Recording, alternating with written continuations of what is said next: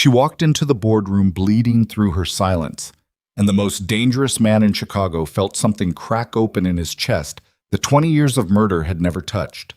If you've ever loved someone who made you want to burn the whole world down just to keep them safe, stay with me. This is the story of Nolan Varick and Clara Elowin, a man built from concrete and violence, a woman who survived by disappearing, and the moment one bruise shaped like a stranger's hand changed everything between them.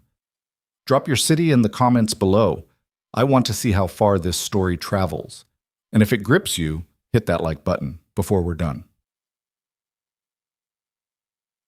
The rain came in sideways off Lake Michigan, the kind that didn't fall so much as a tack, driving horizontal sheets that turned the floor-to-ceiling windows of the 42nd floor into a solid wall of white noise and pressure. It had been raining since 4 in the morning. It was now 9:30, and inside the boardroom of Varick Capital, the temperature had nothing to do with weather. Nolan Varick stood at the head of a table long enough to park a car on, his back to the windows, his hands loose at his sides. He was 41 years old and built like something that had survived a lot of things it shouldn't have. Wide across the shoulders, deep-chested, with a jaw that had taken its share of hits and never learned to stay soft. His suit was charcoal, Italian, probably worth more than the monthly salary of every person sitting at his table combined. He wore it the way a man wears body armor, not for vanity, but because appearances in his world were weapons, and he never went anywhere unarmed. The man in the chair across from him was sweating through his shirt collar. His name was Dennis Farrow. Port Authority, Commissioner, 12-year career, 3 commendations from the mayor's office, and, as of 48 hours ago, a name on a list that Nolan's people had pulled from a compromised server in a shipping container that never officially arrived at Pier 17. Farrow was 62, soft in the middle, with the permanently flushed complexion of a man who drank too much and slept too little and had been telling himself for years that the things he was doing were not as bad as they looked. They were worse. "I want to be clear about something," Nolan said. His voice was very low. That was the thing people never expected. They expected volume, aggression, the kind of performance that filled rooms. Nolan had learned 20 years ago that the quieter he got, the more room the other person's fear had to grow. "I'm not here to have a conversation with you. I'm here to watch you decide whether the next 5 minutes go one way or another way." Farrow's hands were flat on the table. He'd been told to keep them flat. He was trying very hard to comply.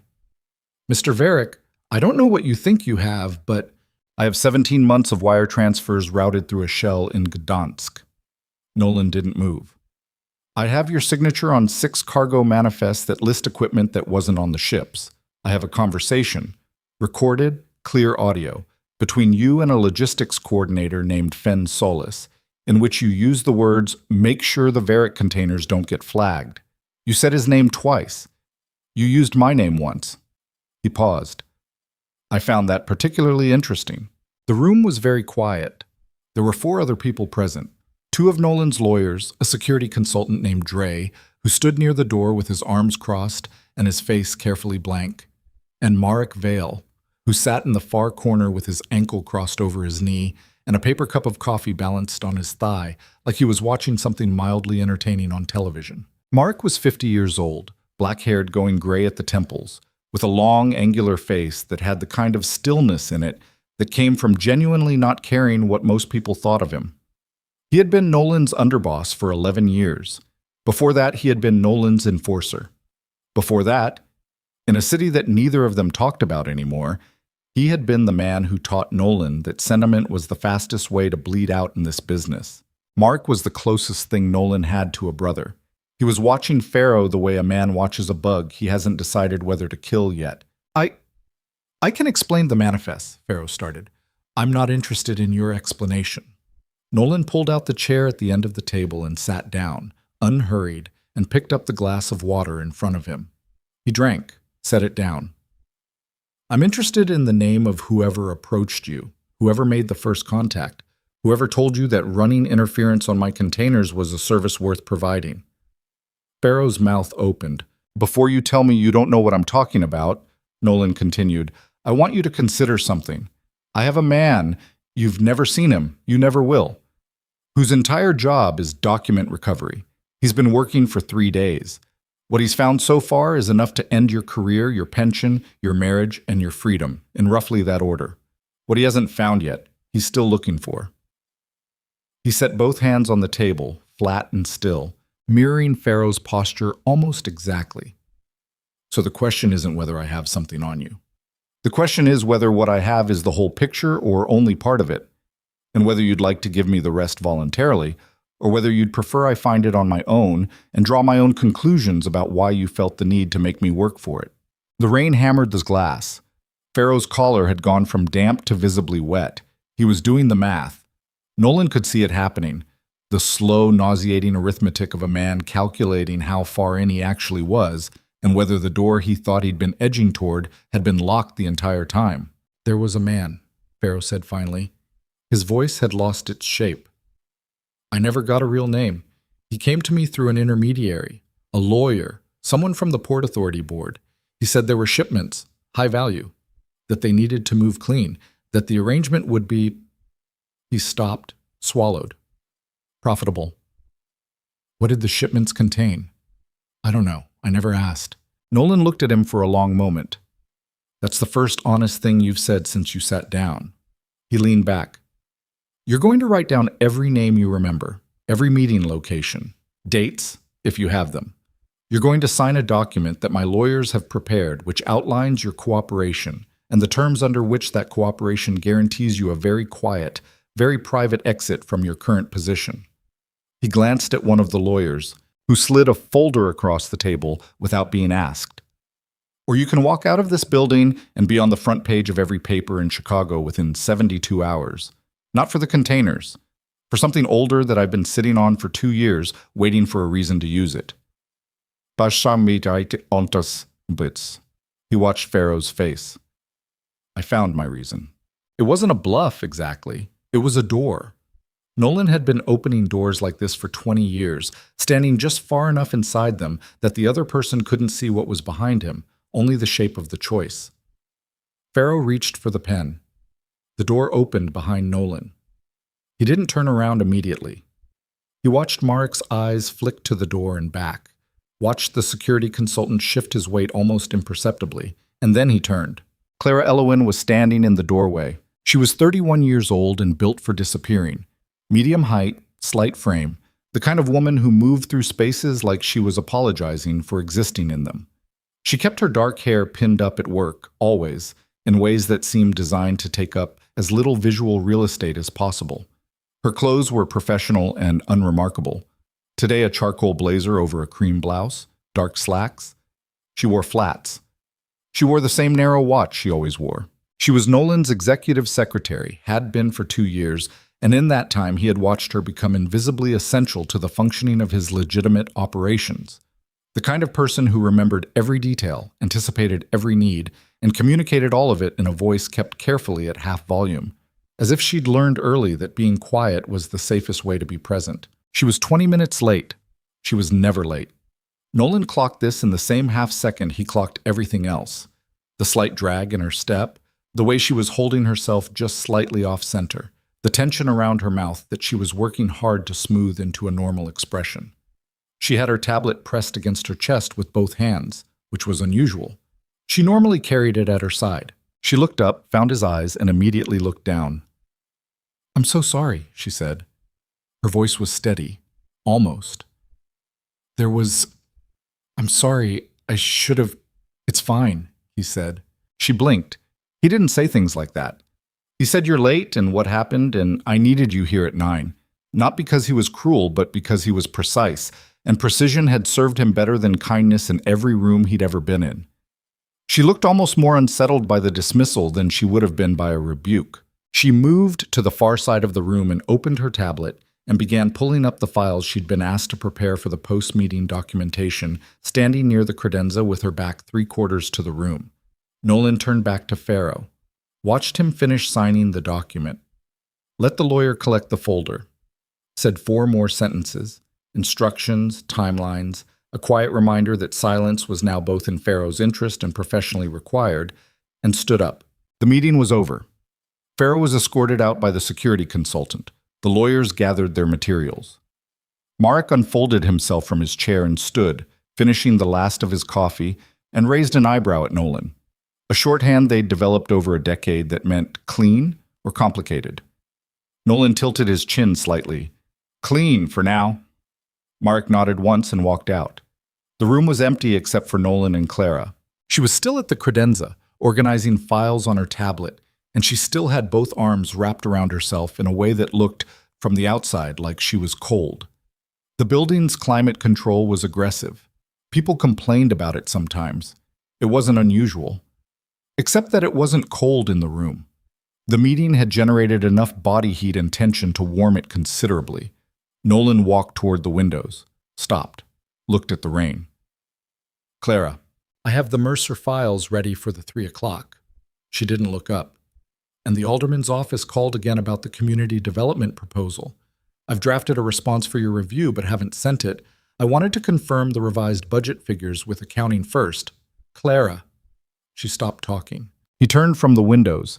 She was standing very still, tablet at her chest, and the particular quality of her stillness was the thing that confirmed what he'd been tracking since the moment she walked through the door. It wasn't the stillness of calm. It was the stillness of someone who'd gotten good at not moving because movement hurt. He crossed the room and stopped in front of her. She was looking at a point somewhere near his left shoulder, which was how she usually looked at him. Adjacent, careful, as if direct eye contact with Nolan Varick was a form of exposure she'd learned to avoid. Look at me. She did. Her eyes were dark brown, and they had the kind of quality that all of her had. Professionally contained, every feeling pushed back behind a very competent wall. But the wall had a crack in it today. Just one. She was tired in a way that a night of bad sleep didn't explain, and under the concealer along her jaw there was a shadow of something that, in different light, would have looked like bruising. What happened to your face? He said. I fell. Fast. Too fast. This morning, the parking garage, the floor is wet when it rains, and I wasn't paying attention. He didn't say anything. She felt the silence do exactly what he intended it to do. Mr. Varick, your tablet. He held out his hand. She hesitated, just a fraction of a second. Then she held it out to him. She hadn't been holding it against her chest for warmth or habit. When she lowered it, her left forearm was visible below the rolled cuff of her blazer.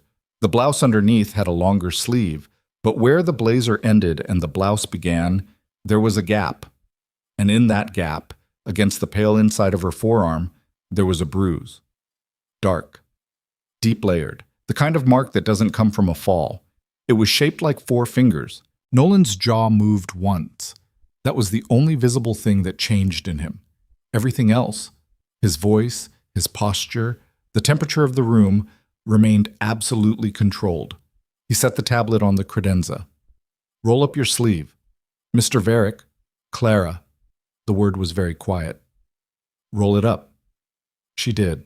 The bruise wrapped around her forearm from the inside to the outer edge, 4 distinct pressure marks on one side and the deep bloom of a thumb on the other, as if someone had grabbed her arm with the specific targeted intent of making it impossible to pull free.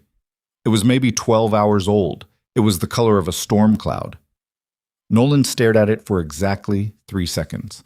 He said very quietly, "Who?" "I told you, I fell." "Nobody falls and gets a handprint." His voice had dropped to something that was barely a voice at all. It was a register that his employees recognized and his enemies feared, and that Clara, in 2 years of working for him, had never heard directed at her. It sat in the air between them like a frequency just below hearing. "Tell me who touched you." She was shaking, just slightly, a fine tremor in her hands that she was trying very hard to control. It's nothing. I handled it." "You handled it?" He looked at her face, the jaw, the careful posture, the way she was holding her left arm slightly raised, which meant the forearm wasn't the only place that hurt. "What else?" Silence. "Clara." A pause. "I am asking you once more." She closed her eyes. When she opened them, the wall had come down.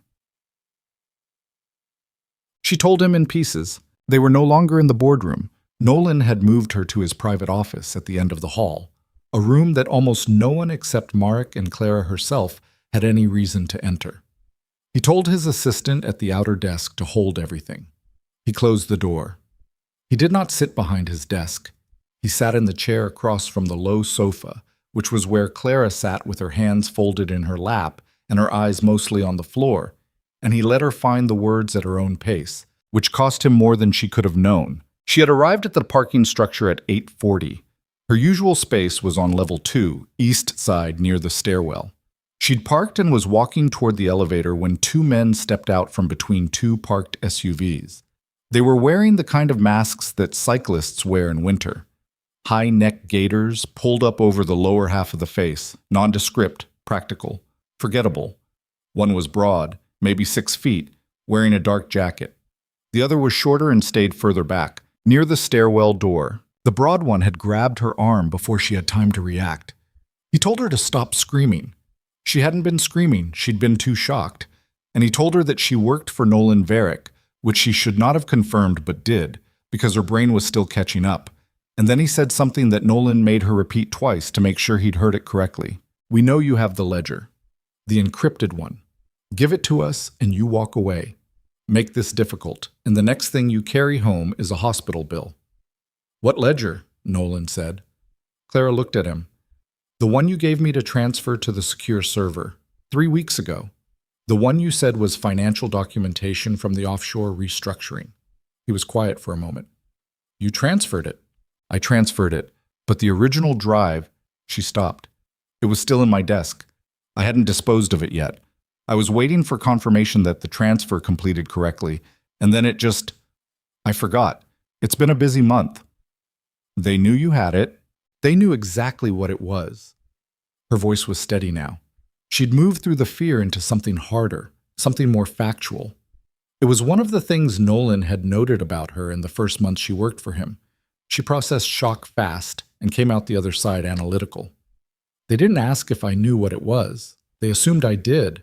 They used the word encrypted, the exact word." He absorbed this.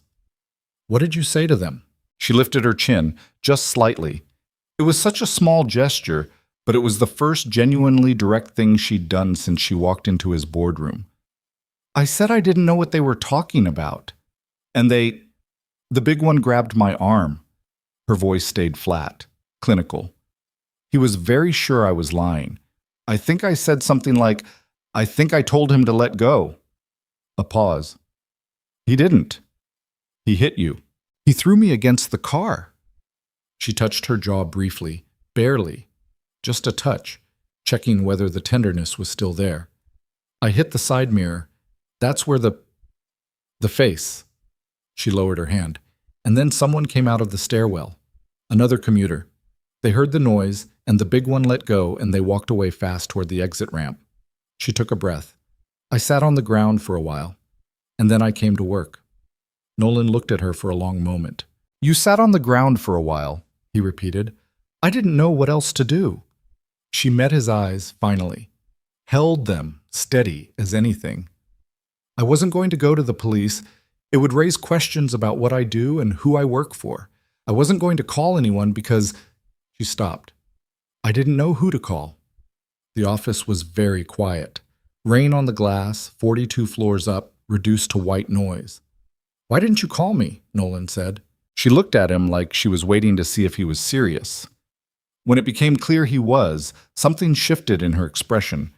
Not hurt exactly, but the look of a person recalibrating their understanding of a relationship they thought they knew the boundaries of. "Because you're my employer," she said carefully. "You're not..." She stopped, started again. "I handle my own problems, Mr. Varick. Not when they're my problems wearing your skin." He said it without thinking, and the truth of it hit the room like something physical. He watched her process it, watched the careful, professional distance she kept between them, absorb the sentence and crack slightly under the weight of it. He stood up. "Stay here," he said. "Don't open the door. Don't answer your phone." "What are you going to do?"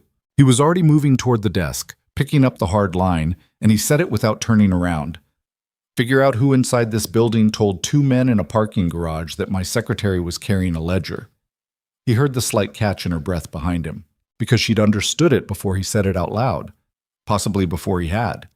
The men hadn't followed her. They hadn't been watching the building, waiting for an opportunity. They had been waiting for her specifically, in the specific parking structure she used, at a time consistent with her morning arrival. Someone who knew Clara's schedule had sent them. Someone who knew the ledger existed, knew its contents, knew where it currently was, and knew that Clara Elowen was the path of least resistance to getting it. Someone who worked for Nolan. He found Marek in his own office on the floor below, working through what looked like a dry logistics report, reading glasses on. Marek, who would die before admitting he needed reading glasses, who never wore them in front of anyone except Nolan and occasionally their mutual attorney. He looked up when Nolan came in without knocking. "Close it," Nolan said. Marek took off the glasses and folded them, looked at Nolan's face for exactly the length of time it took to read whatever was there, and Marek was one of perhaps 3 people on Earth who could read Nolan's face at all. "That's a problem I haven't seen in a while," he said. "Clara was attacked this morning, parking garage." Marek's expression went still. "How bad?" "She'll be fine. They wanted the offshore ledger, the restructuring files from Q3. Nolan sat down across from him, not relaxed, sitting the way he always sat when something was working in him that hadn't resolved yet. They knew she had it. They knew her schedule. They knew the specific parking structure. Could be surveillance. Could be. But the faster answer is an inside source. Marek turned his coffee cup in his hands, once. "Who has access to her schedule?" "Me? You." "The building security log. The 2 scheduling assistants on 41. He paused. "The ledger access log itself, but anyone who knew it existed and processed it through the transfer system." "That's not a long list." "No."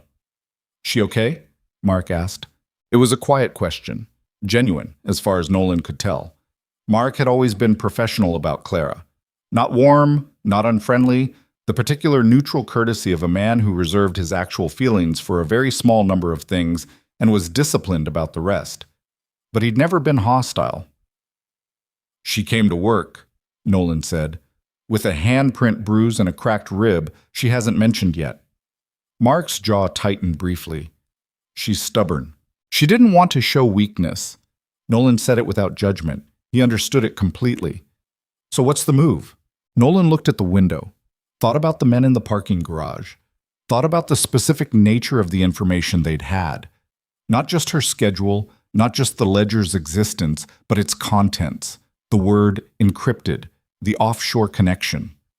That last part was the detail that kept snagging. The ledger's encryption was known to maybe a handful of people. Its offshore connection was known to fewer.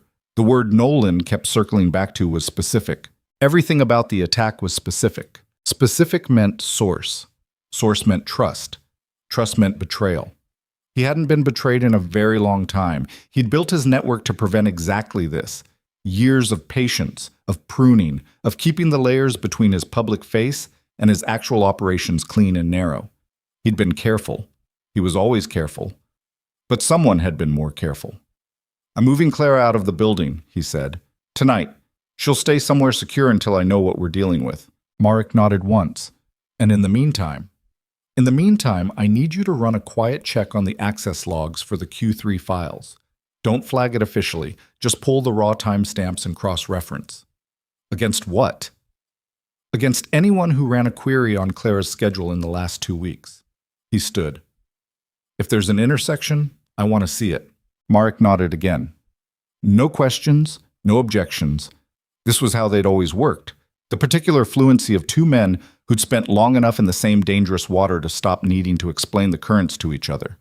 Nolan was almost at the door when Marek said, "She matters to you." He stopped. It wasn't an accusation. It wasn't quite a question. It was the thing Marek did sometimes.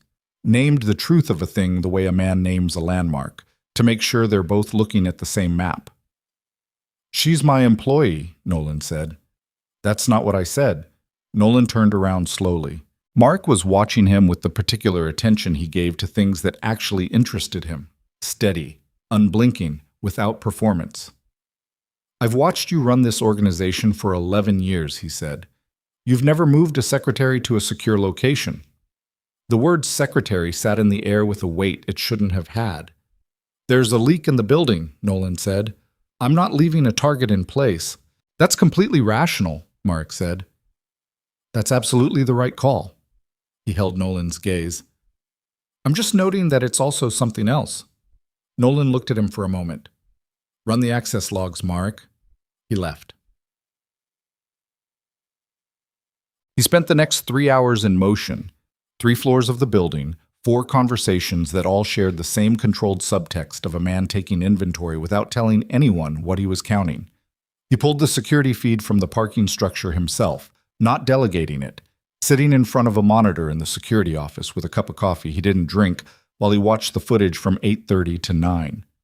The cameras on level 2, east side, had been offline. Both of them. From 8:22 to 8:51, not malfunctioning, not glitching. Manually switched off through the building's internal security management system, which required an access code that belonged to exactly 6 people, all of them employed by Varick Capital. He sat with that for a moment. Then he wrote down the 6 names, folded the paper, and put it in his jacket pocket. On the way back up to his office, he stopped at the office door and knocked once before entering. Clara was where he'd left her, on the low sofa, but she'd been working.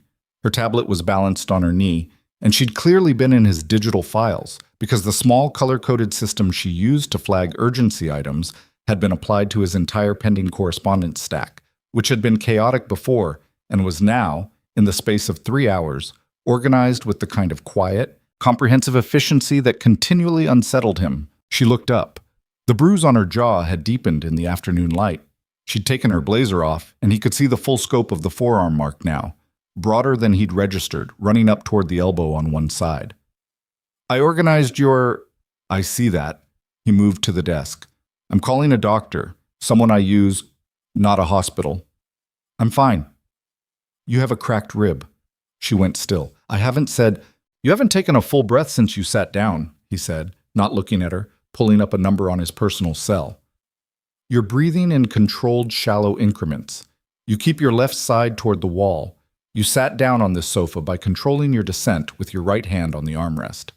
He looked at her briefly. I notice things. It's what I do. She looked at him the way she sometimes did, like she was revising something. It's just bruised, she said. Not cracked. I've had cracked before. This is bruised. The doctor will tell us which.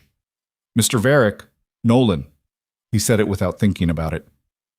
In this room, for the rest of today, Nolan. Another revision. She absorbed it without comment. You don't have to do this, she said quietly. He put the phone to his ear. I know. The doctor, a compact white-haired woman named Petra Voss, who had been providing discreet medical services to Nolan's organization for going on 7 years, arrived at 6 in the evening and examined Clara in the small conference room adjoining Nolan's office, while Nolan stood outside the closed door with his back against the wall and his arms crossed and didn't check his phone once. When Dr. Voss came out, she said, 2 bruised ribs, not cracked. The arm is soft tissue. No tendon damage. The jaw is bruised. Nothing structural.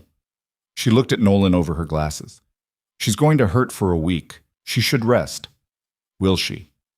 No, the doctor said frankly. But you could try telling her. He went in. Clara was sitting on the edge of the examination table, the fold-out kind that Petra brought in her kit, and she'd rolled her sleeve back down and was rebuttoning her cuff with the particular concentration of someone doing something simple to avoid doing something complicated. She looked up when he came in, and whatever she saw in his face made her stop with one button still undone. 2 bruised ribs, he said. I know. You knew before. I suspected. She went back to the button. It's not the first time. He looked at her. The first time I've had bruised ribs. She said it plainly, no invitation for follow-up, and Nolan let it lie because he recognized the tone of a person who had organized their history into rooms they could function around, and who did not want you inside the rooms right now. He knew that tone. He used it himself. I'm moving you tonight, he said. I have a penthouse. It's not connected to anything publicly linked to me. You'll have full security. You can work from there. He paused. I need you to bring the drive. She looked up. The ledger drive. Yes. A beat. Why? Because whoever is inside this building wanted it badly enough to hurt you to get it, he said. And that tells me there's something in it that they don't want me to find, which means I need to find it, and I need it somewhere they can't access it. She looked at him for a long moment. Something moved across her face, not quite trust, but the precursor to it, the moment before a person decides. You want me to help you find it, she said. You have a forensic accounting background. He watched her expression shift. She always looked slightly surprised when he demonstrated that he'd paid attention to things she'd never explicitly told him. Your graduate work was in financial forensics. You wrote your thesis on encrypted asset concealment in offshore structures. He held her gaze. The ledger is encrypted. I can break the encryption. You can read what's inside it. Silence. You knew that before you hired me, she said slowly. He didn't confirm it. He didn't deny it. He said, I need you with me on this, Clara. Not because you have no choice, because you're the best person for it. The rain was still going outside. The city below was lit and wet and moving 42 floors down, going about its business with no knowledge of the specific, precise catastrophe that was building in this room. Clara looked at her wrist. The bruise had spread into the heel of her hand. She said, I'll get the drive. They left the building at 7:15 through the underground exit that connected to a parking structure 2 blocks north, not the same one, never the same one twice, in a car that wasn't in Nolan's name, driven by a man named Cole, who had been with Nolan since the beginning and whose loyalty was the kind that didn't come with a number attached to it. Nolan sat in the back beside Clara, who sat with her tablet on her knee and her eyes on the city moving past the rain-blurred glass. And she didn't say anything for most of the drive. At a red light on Michigan Avenue, without looking at him, she said, You knew there was someone inside the organization before they attacked me. He considered his answer. I suspected it. 3 months ago. Small things. Gaps where there shouldn't be gaps. A pause. I hadn't pinned it yet. And now? Now I have motivation to move faster. He watched a cab slide past in the opposite lane, trailing a long tail of spray. They made a mistake when they picked you. She turned to look at him. Why? He looked back at her. In the passing light of the city, her face was all shadow and precision, and he thought for the second time today about the particular quality of her. The way she was stubborn and quiet and contained. The way she'd come to work today instead of home. The way she'd said I handled it with a completely straight face while she was shaking. He thought about what it meant that someone had decided she was the soft point in his armor. What it meant that they'd been watching closely enough to identify her. What it meant that they had been right. Because, Nolan said, they assumed you were a liability. Clara held his gaze for a moment. Then she looked back at the road. They assumed wrong, she said. It wasn't bravado. It was the flat, factual tone of a woman taking stock of a situation and arriving at a conclusion she intended to act on. And Nolan felt something settle in his chest that had been unsettled all day, since the moment she'd walked through that boardroom door. The car moved uptown through the rain. Somewhere behind them, in the Varick Capitol building, a trader was going through motions, eating dinner maybe, or responding to emails, or sitting in a meeting that had nothing to do with any of this, running their hands through their day the same way they always did, with the particular ease of a person who doesn't know they've made a fatal mistake yet. They didn't know that the woman they'd sent 2 men to break in a parking garage was at this moment sitting in a car with Nolan Varick, the ledger drive in her bag, her ribs bruised but her mind already working. They didn't know what she was capable of. By morning, Nolan intended to make sure the trader found out. But first, somewhere between the motion of the car and the city going past, and the particular silence of 2 people who have moved past pretending they are only what they are on paper, something shifted very quietly between them. Clara's hand rested on the seat between them, palm down. Not reaching, just resting. Nolan didn't move his hand toward it, but he didn't move it away. And in the darkened car, with rain on every window and a city full of enemies below, that almost nothing was somehow the most significant thing that had happened all day. The penthouse elevator opened at 11:45 after Dr. Voss had come and gone. After Cole had secured the perimeter, after Clara had eaten something small and mechanical, and then set up her laptop at the kitchen island with the efficiency of someone who did not know how to stop working. Nolan stood at the window of the main room, looking at Chicago from above. The spread of it, the wet glitter, the particular vastness of a city that he had, over the course of his adult life, turned into something that was not quite a kingdom, but was not quite not one, either. He heard her behind him. Keys. A pause. "I'm in," she said. He turned around. She was looking at the laptop screen with an expression he hadn't seen on her before. Not the careful professional neutrality, not the contained fear from this morning, not the quiet determination from the car.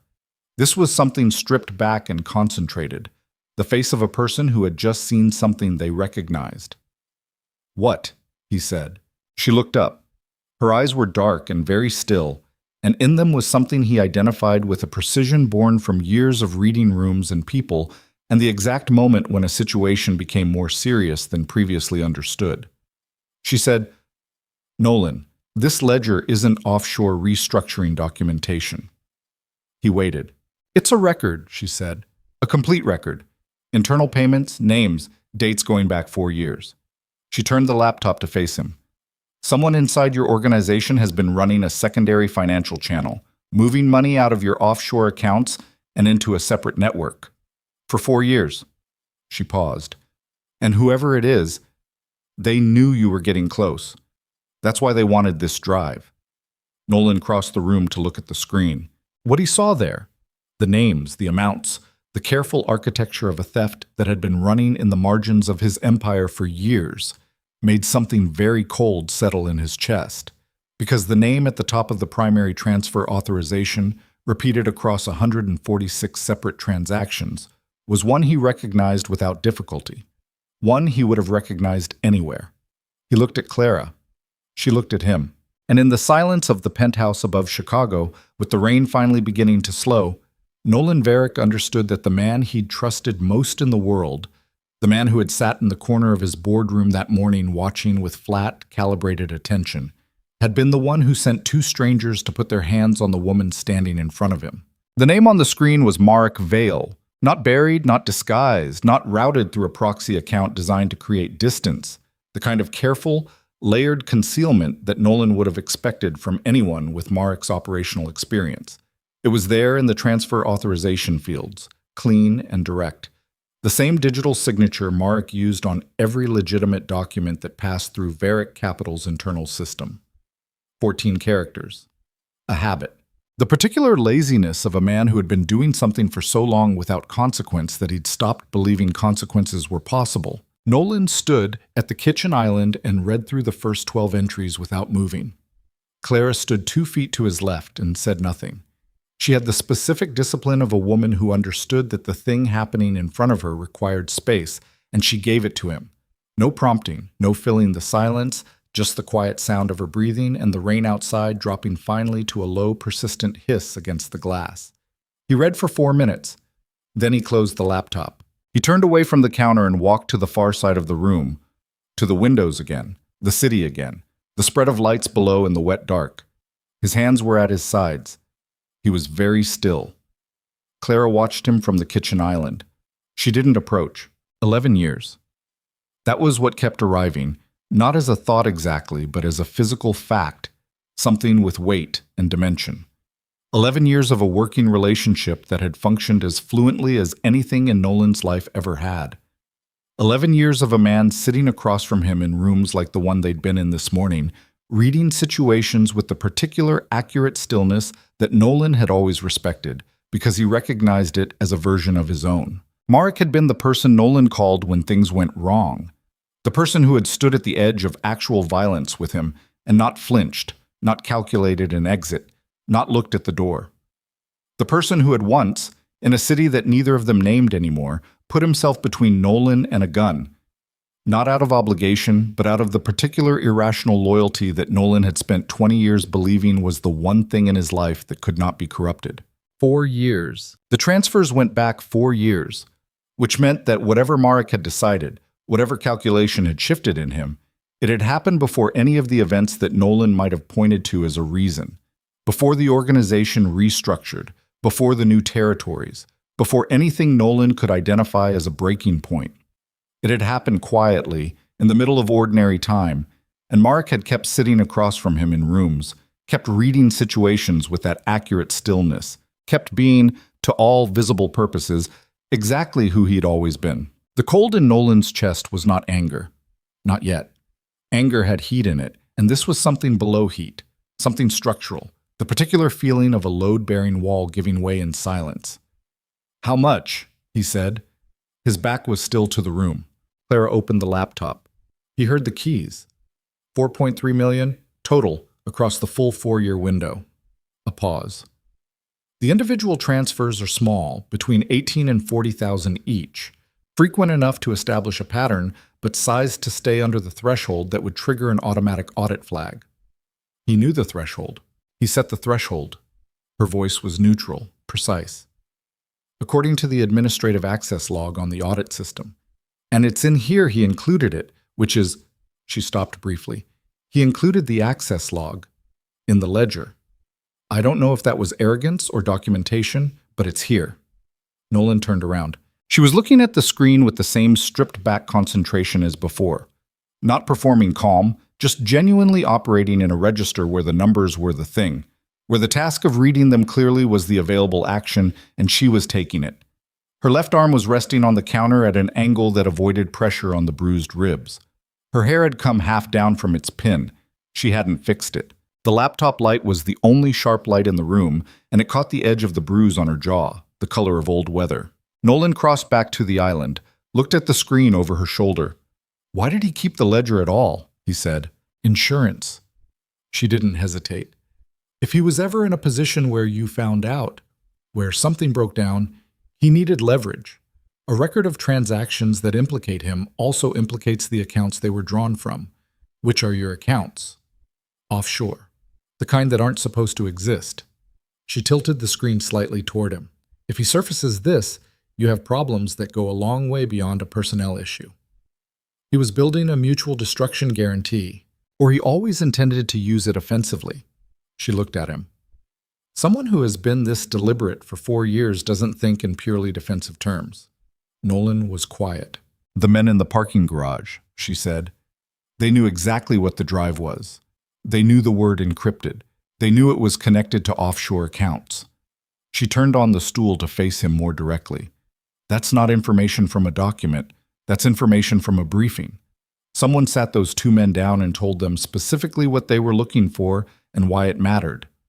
Mark briefed them, or someone he hired to run the operation did, but the knowledge originated with him."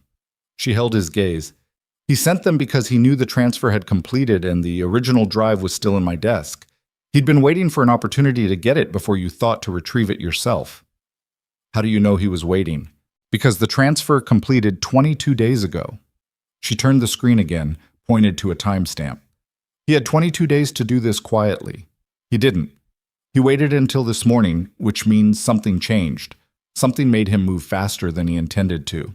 Nolan looked at the timestamp, thought about the past 22 days, ran through the operational calendar, the Faro meeting, the Port Authority review, a conversation last week in which he'd mentioned quietly to Marek that the offshore restructuring audit was going to begin next month. There it was. "I told him about the audit," Nolan said. Clara nodded slowly. "He panicked. Not visibly. Not in any way you would have seen. But internally, he recalculated the window. He needed the drive before the audit began, because the audit would surface the same records I just read." She paused. "He had to move. And he picked you because I was the obvious path. I processed the original transfer. I had the drive. I'm not—" She stopped. Something moved across her face that she smoothed back into flatness almost immediately, but not quite fast enough. "I'm not the person you'd expect to be a problem." The way she said it, the particular compression in the word expect, landed in the room with a weight she hadn't intended. He looked at her. She looked at the screen. "He was wrong about that," Nolan said. She didn't respond, but her jaw moved once, the tight small movement of a person absorbing a thing they're not ready to answer. He straightened up. "I need to make a call." "To who?" "Cole." He moved toward the other side of the room, pulling out his cell. "And then I need to sit with what the next move looks like. You're not going to confront him tonight." It wasn't a question. He glanced back at her. No. Good. She turned back to the laptop. Because if you confront him without controlling every variable, he surfaces the ledger and you spend the next 2 years managing the fallout from the offshore accounts instead of dealing with him. A pause. You need to make the ledger useless to him before you move. He stopped. She was looking at the screen, not at him. How? He said. She was quiet for a moment. Then she said, You give him a version that doesn't exist yet. A fake. You build an encryption key that looks real, looks like the legitimate key to the real ledger, and you feed it to him through a channel he trusts. When he tries to use it, it surfaces nothing, or it surfaces something you've planted. She turned to look at him. But more usefully, the moment he tries to access it, you'll know exactly which channel he used, which means you'll know who helped him. Mol, bishkote. Nolan held her gaze for a long moment. You've done this before, he said. I've studied it. A pause that had something in it. Not quite a correction, not quite a confession. My graduate thesis involved 3 case studies of forensic traps built into financial systems to expose internal fraud. The methodology is well documented. How long would it take you to build the fake key? If I have the right tools and access to the original encryption architecture, she glanced at the laptop back at him. 12 hours. Maybe 10. He looked at her, the bruised jaw, the arm, the careful way she was breathing. He thought about what Dr. Voss had said. She should rest. You're not working through the night, he said. You need the trap built before he realizes the garage operation failed. Her voice was entirely flat. Not arguing exactly, just presenting a fact and its implications. If 2 men go back to whoever sent them and say the target didn't give up the drive, he's going to know the approach failed. He's going to move to something else. She held his gaze without flinching. How long before he does that? Nolan thought about Marek, the particular machinery of his patience, the way he'd always operated, methodical, unhurried, with the long game thinking of a man who'd learned that most problems solved themselves if you waited long enough and kept your variables controlled. He won't move immediately, Nolan said. He'll assume I don't know the drive is gone. He'll watch for 24 hours minimum, maybe 48. Then I have time to sleep. She closed the laptop. 4 hours. I'll start at 3. He started to say something and stopped. She looked at him with the particular expression she got when she thought he was about to say something that would require her to disagree with him. I've worked on less, she said, and this matters more than anything I've worked on. A pause. I want to find out who did this to me. I'm capable of doing it. Let me. The room was quiet. The east bedroom, he said finally. There are clothes in the closet. Things people have left. Find something that fits. He moved toward the hallway. I'll be up. She slid off the stool. He was halfway to the door when she said, Nolan. He stopped. Thank you. She said it simply. No performance, no careful professional qualification. For today, for not... She stopped. Started again. For not making me handle it alone. He looked at her for a moment. He thought about saying several things. He said, Get some sleep. He didn't sleep. He sat in the main room with his jacket off and his sleeves rolled and the real ledger open on his own laptop. Not reading, exactly, but moving through it the way he moved through any problem, which was to walk the perimeter first and understand the shape before approaching the center. He made 2 calls. The first to Cole, brief and operational, establishing a secondary security configuration around the penthouse building that would not show up on the Varick Capital system. The second call was longer, to an attorney who operated in the specific gray zone between legitimate counsel and operational necessity, a woman named Hartley who had been managing Nolan's legal exposure for 8 years and who received calls at midnight with the particular equanimity of someone who had long since made peace with the hours her income required. He told her about the ledger. Not the full picture, not Marek's name, not yet. But the structure of it, the nature of the exposure, the offshore accounts. He needed to know what a surface of this information would do if it hit the wrong environment. Hartley told him. It was as he'd expected, significant. Not catastrophic. He'd spent years ensuring that the architecture of his legitimate and illegitimate operations were separated by enough layers and legal insulation that a direct attack on one wouldn't automatically destroy the other. But significant. A sustained legal offensive using the ledger as a primary exhibit would cost him 18 months minimum, 3 law firms, and approximately half of the political relationships he'd spent a decade building. Mark knew all of this, had been present for the construction of most of it. Nolan ended the call and sat in the dark of the penthouse and thought about the specific texture of being betrayed by the person who knew you best. Not the anger of it. The anger was there, controlled and cold and completely available, waiting in the way that useful things wait. But underneath the anger was something he hadn't felt in a very long time, something he would not have named aloud in any company. He had trusted Mark in the way that men who do not trust easily trust when they finally do. Completely, structurally, the way you trust a load-bearing wall. You don't check it every day. You build around it. You build on top of it. You extend the whole architecture of what you're constructing outward from the assumption that the wall holds. 11 years. He heard movement behind him at 2:20, turned. Clara was in the doorway of the hallway in a gray shirt that was 2 sizes too large in her own slacks from earlier. She'd found the top, but apparently not the bottoms. With her hair loose, which he had not seen before, which was longer than the pinned version suggested, and which she pushed back from her face with one hand as she looked at him across the dark room. "You didn't sleep," she said. "No." She came into the room and sat on the other end of the sofa, pulling her feet up. She looked at the laptop. "How far did you get?" "Far enough." He looked at her. "You're up early." "I slept 3.5 hours. I'm wired." She held out her hand. "Give me the laptop." "Your ribs are bruised, not broken. I can type." She held his gaze steadily. "Give me the laptop, Nolan." He looked at her for a moment. Then he passed it across. She opened it, pulled up a new window, and began typing with the focused velocity of someone who had been running the problem in the background through her sleep and was now executing an approach she'd already fully designed. He watched her hands on the keys, quick, certain, no backspacing, and felt something he didn't have an exact name for. Utility wasn't right. Partnership wasn't quite right either. Something between those. Something without a clean word. He got up and made coffee. By 5:30 in the morning, the trap existed. It was elegant in the way that truly functional things are elegant.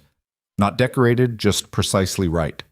A fake encryption key built on the same architecture as the real one, believable to anyone who knew what they were looking at, designed to respond to access attempts with a surface layer of convincing data before logging the attempt and collapsing. If Marek, or anyone Marek sent, tried to use it to access the ledger, the key would appear to work for approximately 90 seconds, long enough for the user to believe they had what they needed. Then it would brick, and the access log would capture the device, the IP routing, and the specific user credential used to initiate the attempt. Clara walked Nolan through it at the kitchen island over cold coffee, and he listened with the complete attention he gave to things that actually mattered, asking 4 questions. Precise, operational, the kind of questions that demonstrated he'd understood the mechanism and was testing its edges. She answered all 4 without hesitation. When she finished, he was quiet for a moment. Then he said, "The channel. You said I need to feed it to him through a channel he trusts." "Yes." She turned his laptop. "The most efficient delivery is through someone Marek believes he controls. A secondary source, someone in the organization who has been feeding him information without knowing the full picture. A tool." She paused. "Do you have a candidate?" He thought. "The commissioner, Pharaoh." She blinked. "From yesterday's meeting. He gave me a name. The intermediary who made first contact. The board attorney." He looked at her. If Marek used an intermediary to approach Pharaoh, that intermediary is the channel. If I feed the fake key through Pharaoh, make it look like Pharaoh recovered it independently from a source inside my organization, Marek receives it through a chain he set up himself. He'll believe it. Clara was quiet for a moment, working through it. "That's clean," she said. "That's very clean." Another pause. "It requires Pharaoh's cooperation." Pharaoh signed a document yesterday that guarantees his cooperation for the foreseeable future. She looked at him. "You anticipated this." "I anticipated having a use for him." He picked up his coffee cup, set it down without drinking. "I didn't anticipate this specific use, But Pharaoh is the kind of variable you keep. She was looking at him the way she sometimes looked at him. The assessing, slightly unsettled look of someone who keeps revising their model of a person and finding the revisions consistently in the same direction. Not alarmed. Something more complicated. "You've been thinking about this for a long time," she said, not accusingly. Not Marek specifically, but this, the shape of this situation. "Betrayal has a shape," he said. "I've seen enough of it to know the edges." "Who else?" He looked at her. "You said before, when you told me about the suspected inside source, you said 3 months ago, small things. You weren't only watching Marek 3 months ago, you were watching everyone." He said it without apology. "I watch everyone." She absorbed this. "Including me," she said. He held her gaze. "Including you." Something crossed her face. Not hurt. She'd expected this answer, or some version of it. He could see that in the way it landed without shock. But it sat with her for a moment, the explicit confirmation, and he watched her work through it with the same honest self-inventory she brought to the ledger, to the encryption key, to all of it. "What did you find?" she said. "That you're exactly what you appear to be." He paused, which is rarer than it sounds. She looked at him for a long moment across the island. The city outside the windows was beginning to lighten. Gray first, then a dirty pink that came through the low cloud cover over the lake. The particular grudging dawn of a city that doesn't do anything gently. They'd been awake through the whole night. He could see it in her. The fine lines around her eyes, the controlled, shallow breathing, the slight pallor that came from hours of focus and pain management running simultaneously. He could feel it in himself. Not exhaustion exactly, a sharpened, extended wakefulness that had the quality of running past where the body wanted to stop. "The trap is ready," she said. "What's the next step?" "I contact Pharaoh this morning. Set the channel." He looked at the laptop, the ledger behind it, the architecture of a 4-year theft sitting in files on a hard drive in a penthouse 40 stories above a city that didn't know any of this was happening. "And then I wait for Marek to do what Marek does, which is move on information the moment he receives it." He stood up from the stool. He's never been good at waiting when a door is open. It's the only impatience he has, but it's consistent. He looked at her. "I've watched it for 11 years. She stood too, more carefully, hand on the counter, the ribs making themselves known in the way of things that are not going to let you pretend they're not there. She straightened, didn't acknowledge it. "And if he doesn't use the channel," she said, "if he goes around Pharaoh, then we adjust." "We," she said, just the word, flat, like she was testing its weight. "You're in this," Nolan said. "You were in it before I put you in the car last night. They made you in it when they put their hands on you." His voice was even. "That means you stay close, you stay informed, and you tell me immediately if anything changes that I need to know about." A pause. "And it means I don't leave you unprotected, not while this is unresolved." She looked at him for a moment with the complicated expression that kept visiting her face in his presence. The expression of a woman who has organized her entire life around being self-sufficient and who is finding, at 31, that she's not sure whether the hand being extended to her is one she wants to take or one she's afraid to. "All right," she said. It was a small word, but the way she said it, without hedge, without the professional qualification she usually wrapped around everything, made it larger. He nodded, picked up his phone, moved toward the window. Outside, the city was coming into its gray Tuesday morning, wet and ordinary and entirely unaware.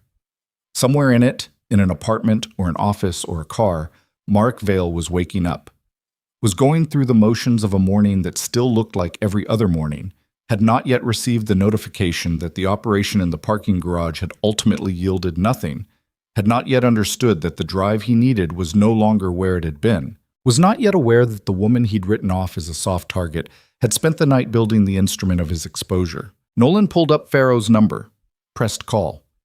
It rang twice. Then Pharaoh's voice, thick with the sleep of a man who'd spent the previous evening marinating in the particular misery of having signed a document that changed his life, rough and wary and already afraid. "It's Varric," Nolan said. "I need you in an office. I'm going to text you in the next 10 minutes. This morning. 8 o'clock. He paused. "And Pharaoh, the intermediary you used, The board attorney. I need his number. A silence on the line. The sound of Pharaoh recalibrating. You're using me, Pharaoh said. Not protesting, just identifying it. Yes, Nolan said. So, be on time. He ended the call and looked at the city. Behind him, he heard Clara set her coffee cup in the sink, heard the particular careful silence of someone standing still and thinking hard about something they haven't said yet. Nolan. He turned. She was standing by the counter, arms crossed, not defensively, just the instinctive self-containment of a person who runs cold and in pain. Her expression had changed. The analytical focus from the laptop work had shifted into something quieter, more direct.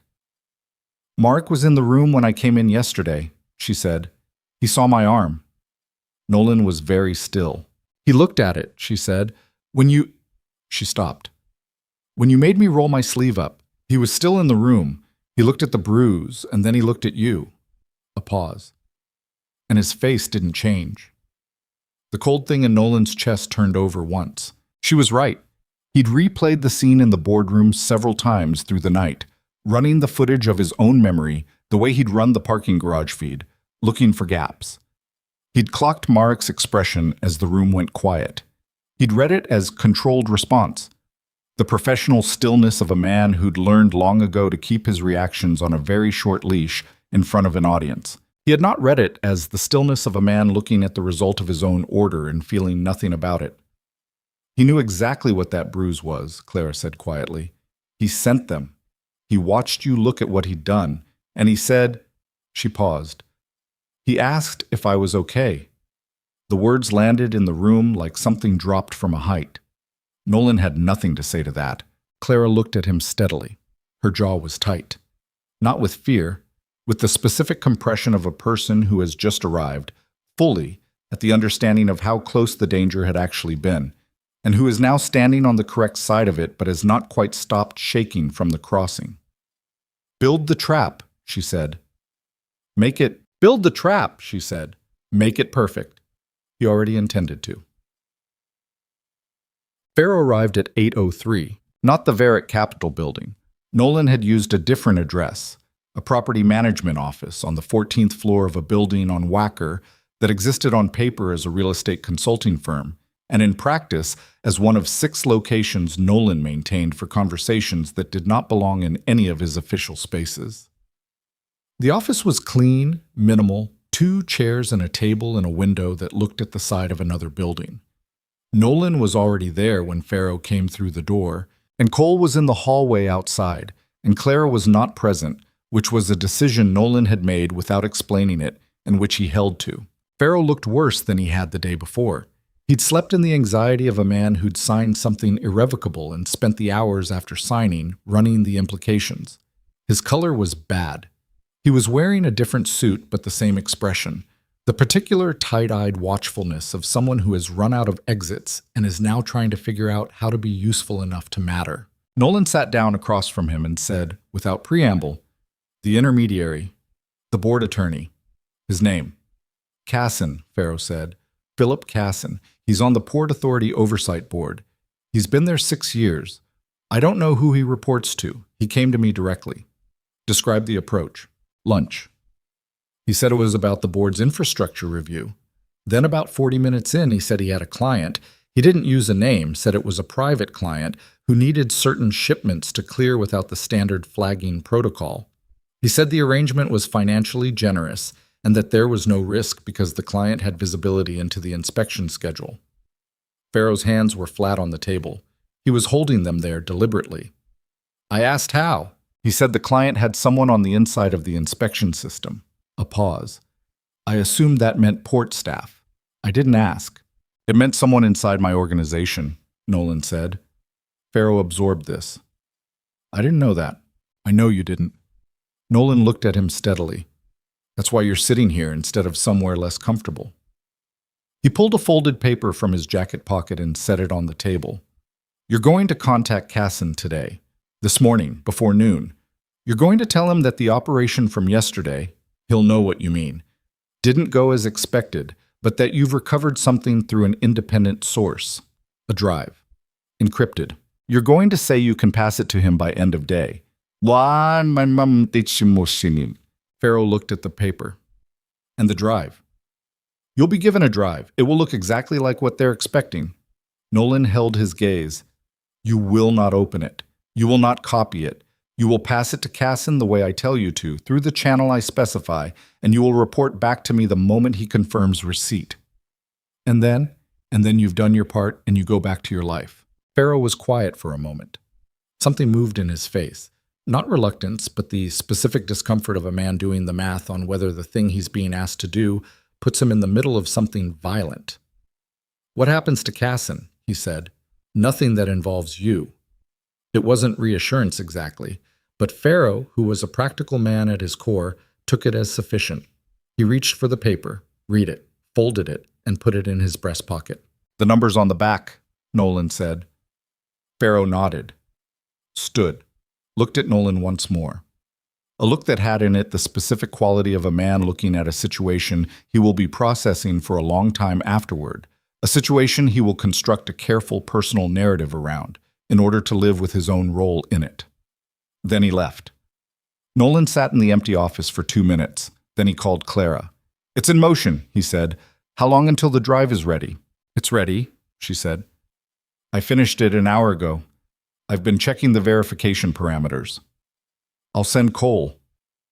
I know. A pause. Nolan, the verification parameters. I built in a secondary trigger. If the key is accessed from a device that's already been registered inside the Varick Capital network, it flags the device ID separately, before the 90-second window. He was quiet. You think he'll access it from inside the building. I think Marek doesn't believe he's been identified, which means he has no reason to use a clean device. Another pause. If I'm right, we'll know within seconds of the attempt. Not 90 seconds, seconds. He thought about Marek in his office on the 39th floor, sitting with his reading glasses and his logistics reports, and his paper coffee cup, going about the ordinary machinery of a Tuesday, the particular performance of normalcy, the long, patient discipline of a man who had been performing for 11 years. You're right, Nolan said. He ended the call and went to find Cole. Dead. The drive reached Pharaoh at 10:15. Pharaoh contacted Casson at 10:42. Nolan knew this because Pharaoh sent a 3-word text to the number on the back of the paper. Message sent, confirmed. And because the secondary monitoring that Cole had placed on Pharaoh's personal phone the previous afternoon registered the outgoing call at 10:42 and 11 seconds, duration 4 minutes and 8 seconds, to a number registered to Philip Casson, board attorney, Chicago Port Authority oversight. Nolan spent the hours between 10:45 and 2 in the afternoon in the Varick Capital building in his own office, doing the work of the legitimate empire. The calls, the reviews, the correspondence that Clara had organized the night before, with the specific controlled functionality of a man who has learned to partition his mind completely, to run one layer of himself at full operational capacity while another layer sits absolutely still and waits. At 11, Marek knocked on his open office door. You look terrible, Marek said by way of greeting. He came in and sat in the chair across from the desk without being invited, which he'd always done, which had always been one of the markers of the particular shorthand between them. He was in a dark suit, clean, unhurried. His reading glasses were in his breast pocket. He had a takeout coffee from the place on the ground floor that he used every morning without exception. Bad night, Nolan said. Clara okay? The name landed cleanly. No hesitation, no performance around it. Just the name, dropped into the conversation with the particular casual weight of a genuine inquiry. Nolan looked at his screen and said, She's fine. I set her up somewhere secure until I figure out who's running the leak. Smart. Marek drank his coffee. You pulling the access logs? Already done. Running a cross-reference. Find anything? Not yet. Marek nodded. He sat for a moment with the comfortable silence of a man in a room he knew well, in a relationship he believed was intact, with the steady, unhurried patience of someone who had received word this morning, Nolan was certain of this, that a drive was in transit, that the operation had recovered, that the thing he'd been waiting for was almost in his hands. The Pharaoh meeting went clean? Marek asked. Clean enough. He'll cooperate. Good. Another drink. You want me to run point on the access log cross-reference? Take it off your plate. I've got it, Nolan said, but thank you. Marek looked at him for a moment. Just a moment. The kind of look that two people who know each other very well exchange without either of them marking it consciously. A look that is half assessment and half habit. You're quiet, Marek said. I'm tired. Yeah. Marek stood. Get some food. You don't eat when you're running a problem. He moved toward the door. I'll check in at 4. He left. Nolan sat in his office and looked at the door for a long time after it closed. The trigger fired at 2:17 in the afternoon. Nolan was on the phone with the Hartley when his secondary cell, the one running the monitoring protocol Clara had configured, vibrated on the desk. He looked at the screen, ended the call without explanation, picked up the secondary cell. The flag read, Access attempt logged, device ID, MV-internal-07, location, Varick, Capitol Building, floor 39, time 14:17, 03, credential, m.vale.admin. He set the phone down. Floor 39, Marek's office, his own administrative credential. He hadn't even bothered with a clean device. He'd used his work terminal, the same machine he used every day, registered on the internal network under his own name. Either he was that confident he hadn't been identified, or he was moving so fast that caution had become a secondary concern. Nolan thought about what Clara had said at 5 in the morning. Something made him move faster than he intended to. He picked up the phone and called her. She picked up on the first ring. It triggered, she said. She'd been watching the same feed. Floor 39, his own credential. A beat of silence. He's already in the 90-second window. He'll hit the collapse in a pause. Now, it's bricked. Nolan stood up from his desk. He knows, Clara said. Her voice had changed. Not louder, but tighter. The moment the key collapses, he'll know it was a fake. He'll know someone built it specifically for him. He'll know I have the real ledger, Nolan said, and that I've been watching him since at least this morning. What does he do? Nolan was already moving to the window. He looked down at the city, then up. Reflex. Toward the notional location of the 39th floor above him. He makes a decision, fast. He's not built for retreating. He never has been. He moved back toward the desk. He'll escalate. He'll go to whatever the next option is. What's the next option? Surfacing the offshore account data. Nolan picked up his jacket from the back of his chair. Sending it somewhere that guarantees a response before I can contain it. Federal level, if he moves fast, or to someone in the city who has enough leverage with the right offices to make it hurt. He paused. He has the account information memorized. He doesn't need the drive to do that. He just needs a channel and 20 minutes. Then you need to move now. I know. He was already at the door. Stay in the penthouse. Lock the secondary deadbolt, the one on the upper track. Don't open it for anyone except Cole, and don't call me unless it's critical because I'm going to be... Nolan. Her voice was sharp. Don't go to his office alone. He stopped with his hand on the door. He sent 2 men to a parking garage with instructions to break me if I didn't cooperate, she said. Her voice was very steady. He sat in a room and watched you look at my arm. Don't walk into his office alone. The sentence landed in him somewhere structural. Cole is in the building, he said. Take Cole. A beat. All right, he said. He went. Cole was on the 41st floor in the security monitoring room, a small space behind the reception desk that contained the building's internal camera feeds and access logs, which was where Nolan had stationed him since morning. He found him in 30 seconds and said 4 words. 39. Now. Quiet. Cole put down his coffee and came. They took the stairs. Not the elevator. Elevators announced arrival, and Nolan wanted the approach clean. The 39th floor was Varick Capital's operational management level, Marek's domain, the floor where the underboss of the organization ran the logistics of both the legitimate and the other empire simultaneously, with a staff of 6 people who occupied a long open-plan office adjacent to Marek's private office at the far end. At 2:20 on a Tuesday afternoon, 3 of those staff were at their desks. 1 was away from hers. 2 were in a glass-walled conference room with the door closed. Normal. Entirely normal. Nolan walked the length of the open-plan floor without stopping and knocked once on Merrick's office door. No answer. He tried the handle. Locked. Cole looked at him. Nolan looked at the lock.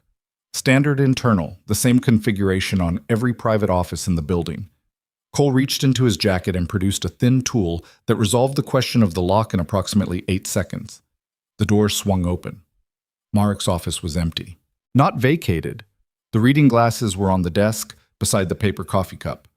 The logistics report he'd been reviewing that morning was still open, midway through a page, a pen laid across it at the angle of something set down in a hurry. The computer monitor was on, locked now, the screen showing only the Varick Capital screensaver, which was what it would show after the session had been terminated. The desk lamp was on. The jacket Marek had been wearing this morning was across the back of his chair. He'd left without his jacket. Nolan stood in the doorway and looked at the room and understood, with the cold precision of a man whose instincts had survived 20 years of exactly this, what the jacket on the chair meant. A man who leaves his jacket behind is a man who left fast and did not intend to return to retrieve it. A man who leaves his jacket behind has made a decision in the last 5 minutes about where he's going that does not include coming back to this office. Building cameras, Nolan said. Cole was already on his phone. A pause. He came off the 39th floor at 1419, took the elevator to the lobby, walked out the Michigan Avenue exit. Another pause. He's gone. Nolan moved into the office, looked at the desk, looked at the computer, looked at the pen laid across the report, and the specific angle of it, and the page it was on. A logistics summary for a freight terminal in Gary, Indiana. He'd been reviewing shipping documentation when the key collapsed, when he understood that Nolan had seen him, when he ran. Nolan picked up the pen, set it back down. He could feel Cole at the door, not speaking, understanding that the silence was operating. Marek had run, which meant he wasn't going to the federal channels. Not immediately. A man going to the federal channels doesn't run from his own building. He walks out calmly and makes a call. Running meant something else. Running meant someone to go to, somewhere to regroup, a contingency that had been prepared and that was now being activated. Which meant Marek had anticipated this possibility. Which meant the trap had not been a surprise to him. Not entirely. Nolan stood very still in the center of his oldest ally's empty office and ran the timeline backward. The key had collapsed at 2:17.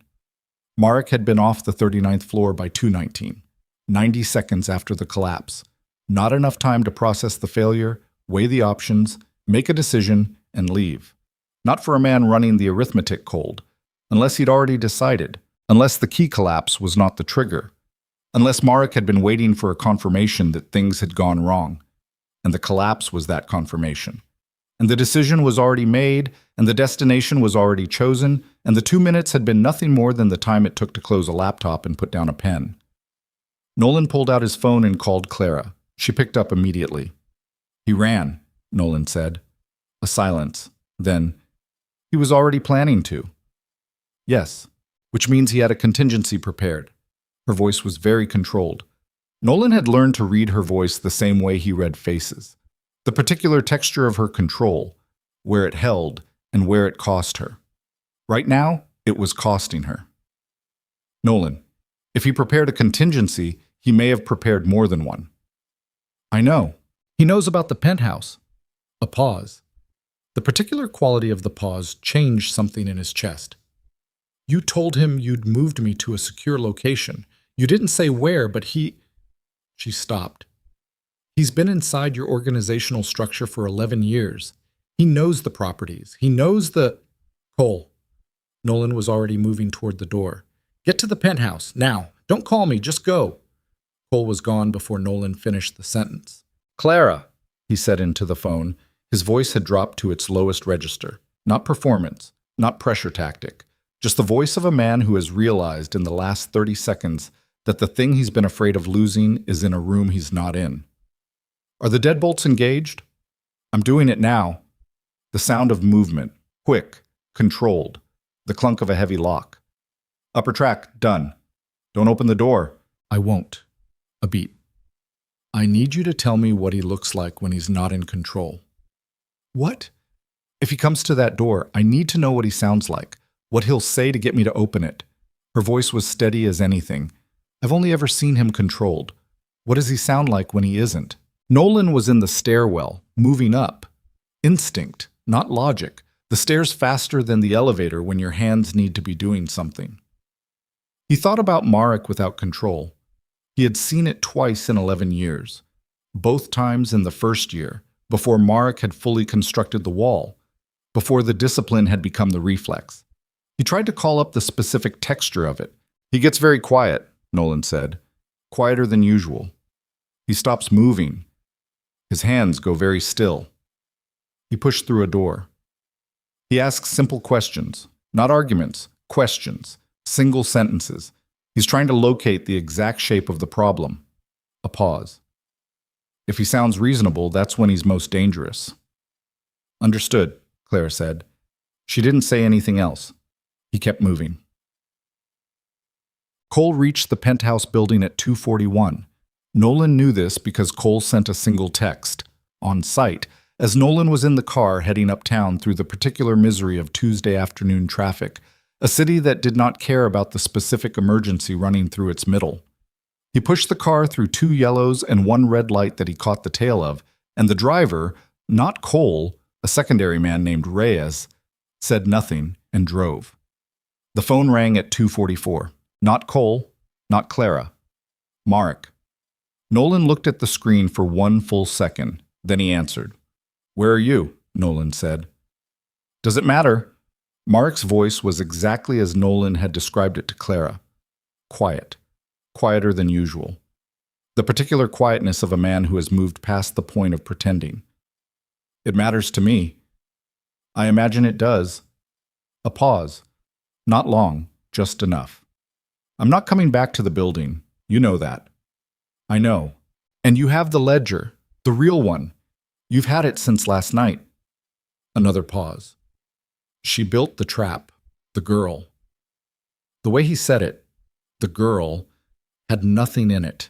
No heat, no contempt, just a category label, a variable in a problem. That flatness was, Nolan thought, the most honest thing Marek had said in 4 years. It was how he actually thought about her, about most people. "Her name is Clara," Nolan said. Silence. "She's better than I gave her credit for," Marek said. "I won't make that mistake again." The sentence landed in the car like a temperature drop. "You won't get near her again," Nolan said. Quiet. Absolute. "You're confident about that?" "Yes." A sound on the line that might have been a laugh. Brief, without humor. The exhalation of a man who finds something technically amusing in the way that problems sometimes are.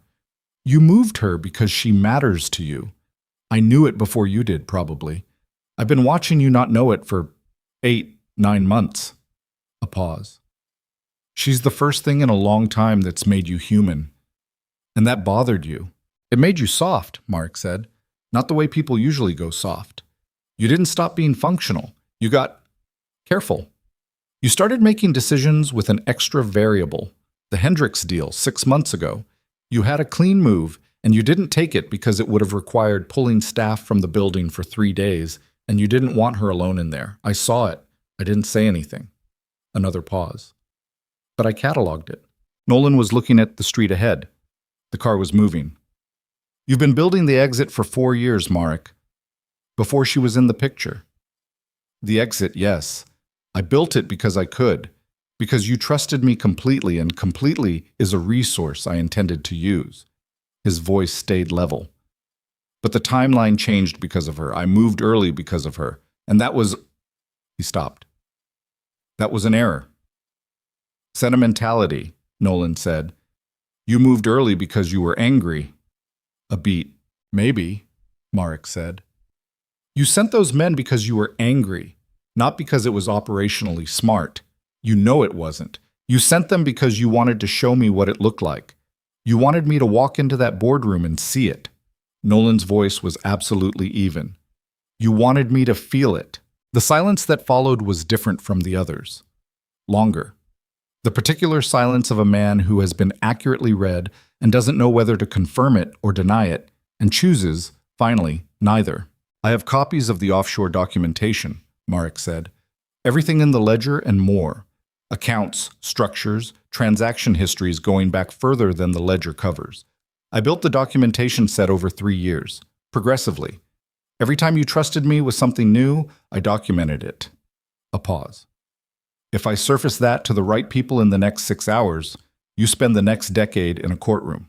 Your legitimate empire, the capital management, the property portfolio, all of it becomes evidence in a federal asset seizure proceeding. Nolan said nothing. I'm not asking for the throne, Mark said. I'm past that. I'm asking for an exit. Clean, complete. The 4.3 stays. I leave Chicago, I leave the country if that's what it takes, and you never hear from me again. His voice was very still. If you come after me, the documentation surfaces. If I disappear from anywhere unexpected, it surfaces automatically. I've arranged for that. The car stopped at a light. Nolan looked at the street. An ordinary Tuesday. A woman walking a dog. A courier on a bicycle. A world entirely absent of the specific crisis occurring inside this vehicle. You're asking me to let you walk, Nolan said. I'm telling you the terms under which we both survive this, Mark said. Nolan thought about Clara's voice on the phone. Build the trap. Make it perfect. He thought about her hand on the counter in the pre-dawn kitchen, the city going gray outside. 11 years of Mark Vale sitting across from him in rooms and reading situations with absolute accuracy and using that accuracy like a scalpel for 4 years, in the dark. He thought about the jacket on the chair, the pen on the report, the 2 minutes between the key collapsing and Mark walking out of the building. And he thought about the one thing Mark had said, the thing that had slid past in the context of the rest of it, but was now sitting in the foreground of Nolan's attention with a weight that grew the more he looked at. The one thing Mark had said. I've arranged for that. Nolan turned it over in the back of his mind the way a man turns over a stone he already knows has something under it. If the documentation surfaced automatically upon Mark's unexpected disappearance, and if Mark had truly spent 3 years building the package, then the arrangement required a third party. Someone holding the trigger. Someone Mark trusted enough to give it to, and trusted enough not to pull it prematurely, and trusted enough to know the difference between an unexpected disappearance and a negotiated exit. Mark trusted almost no one. The list of people who qualified was very short, and the only name on that list that Nolan didn't already have a location for was Philip Casson, the board attorney, the intermediary, the man who had approached Pharaoh 14 months ago with a client who needed shipments to move clean, the man who had received the fake drive this afternoon through Pharaoh's channel, and who had, by now, attempted to use it and found it bricked and understood that something had gone wrong. Casson wasn't just the channel. He was the failsafe. Where is Casson? Nolan said. Silence on the line.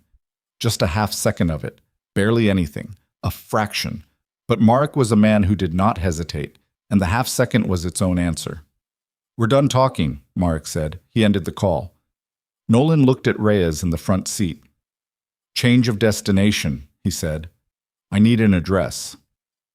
What? It took 11 minutes to get Casson's location. Not from any official source, from a property record cross-referenced against a vehicle registration that Nolan's document man pulled off a secured system in the time it took Reyes to drive 4 blocks and pull over while Nolan worked his phone.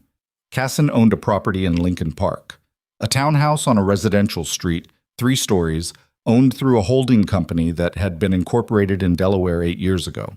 The kind of property structure that a man builds when he wants distance between his name and his address, which told Nolan something about how long Casson had been operating in spaces where that kind of distance mattered. He called Cole.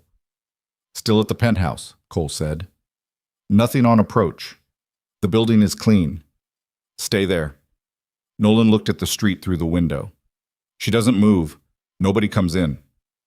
Understood. He called Clara next. She answered before the first ring finished.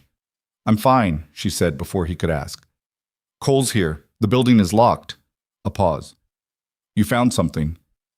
Casson is the failsafe. Mark has him holding the documentation package. A beat. You're going to him. Yes. Nolan. Her voice was very steady. The steadiness that cost her. The kind he'd learned to read. Mark knows you'll make that connection. He's had 11 years to know how you think. I know. Which means he may be going there too.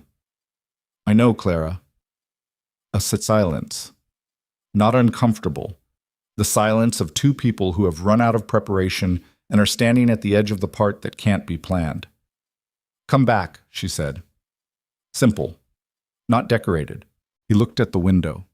The city moving past. Reyes, he said. Lincoln Park. Poet. The townhouse on Burling Street was the kind of building that existed to look unremarkable. Brown brick, black iron fence, window boxes with something green and maintained in them. A front door painted a dark green that matched everything else on the block. The street was quiet at 3:15 on a Tuesday afternoon. School pickups hadn't started yet. Most residents at work. Reyes parked on the next block. Nolan got out of the car and stood on the sidewalk for a moment and looked at the street the way he always looked at spaces, reading exits, reading angles, reading the particular texture of stillness that told him whether something was already in motion or whether he had arrived first. The street was still. He walked. The front gate was unlocked. He noted it, walked the short path to the front door and rang the bell. Not hesitating, not approaching from the side, just the direct front door approach of a man who wanted whoever was inside to open the door before deciding anything else about the situation. He heard movement inside, the specific sound of someone crossing a hardwood floor quickly, which was not the sound of someone expecting a casual visitor. The door opened on a chain. Philip Casson was 60, gray-haired, with the sharp, compressed features of a man who had spent his career in rooms where language was a weapon and had learned to make his face as unreadable as possible. He had a phone in his hand. He looked at Nolan through the chain gap, and something moved in his face. Not surprise, which confirmed what Nolan already suspected. He'd been waiting for something to arrive. He just hadn't been certain what shape it would take. Mr. Varick, Casson said, open the door. I don't think... Philip? Nolan looked at him through the gap with the specific quality of attention that he reserved for moments when the performance of patience was the only thing standing between a conversation and something faster. Open the door, or I make a call that has 6 people on your front steps in 9 minutes. Your choice is whether this happens quietly or loudly. The chain came off. Nolan stepped inside. The entry hall was narrow, well-furnished, the walls lined with bookshelves that had the particular density of someone who actually read. Not decorator's shelves, actual books, cracked spines, and mismatched heights. A lawyer's house, the kind of space that was organized around the management of information and the appearance of legitimate consequence. Casson was in a gray sweater and dark slacks, not office clothes, which meant he'd come home to manage whatever the collapse of the fake drive had set in motion. He held his phone with both hands now, slightly raised, not quite threatening. The gesture of a man who wanted Nolan to see that he had access to a line and was deciding whether to use it. Put it down, Nolan said. I have an arrangement. I know what arrangement you have.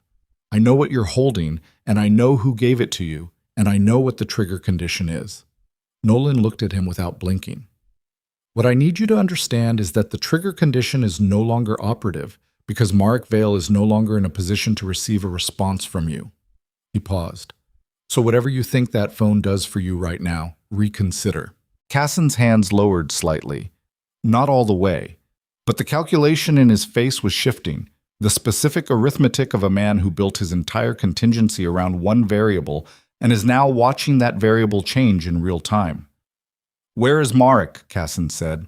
That depends on the next 20 minutes. Nolan moved past him into the main room.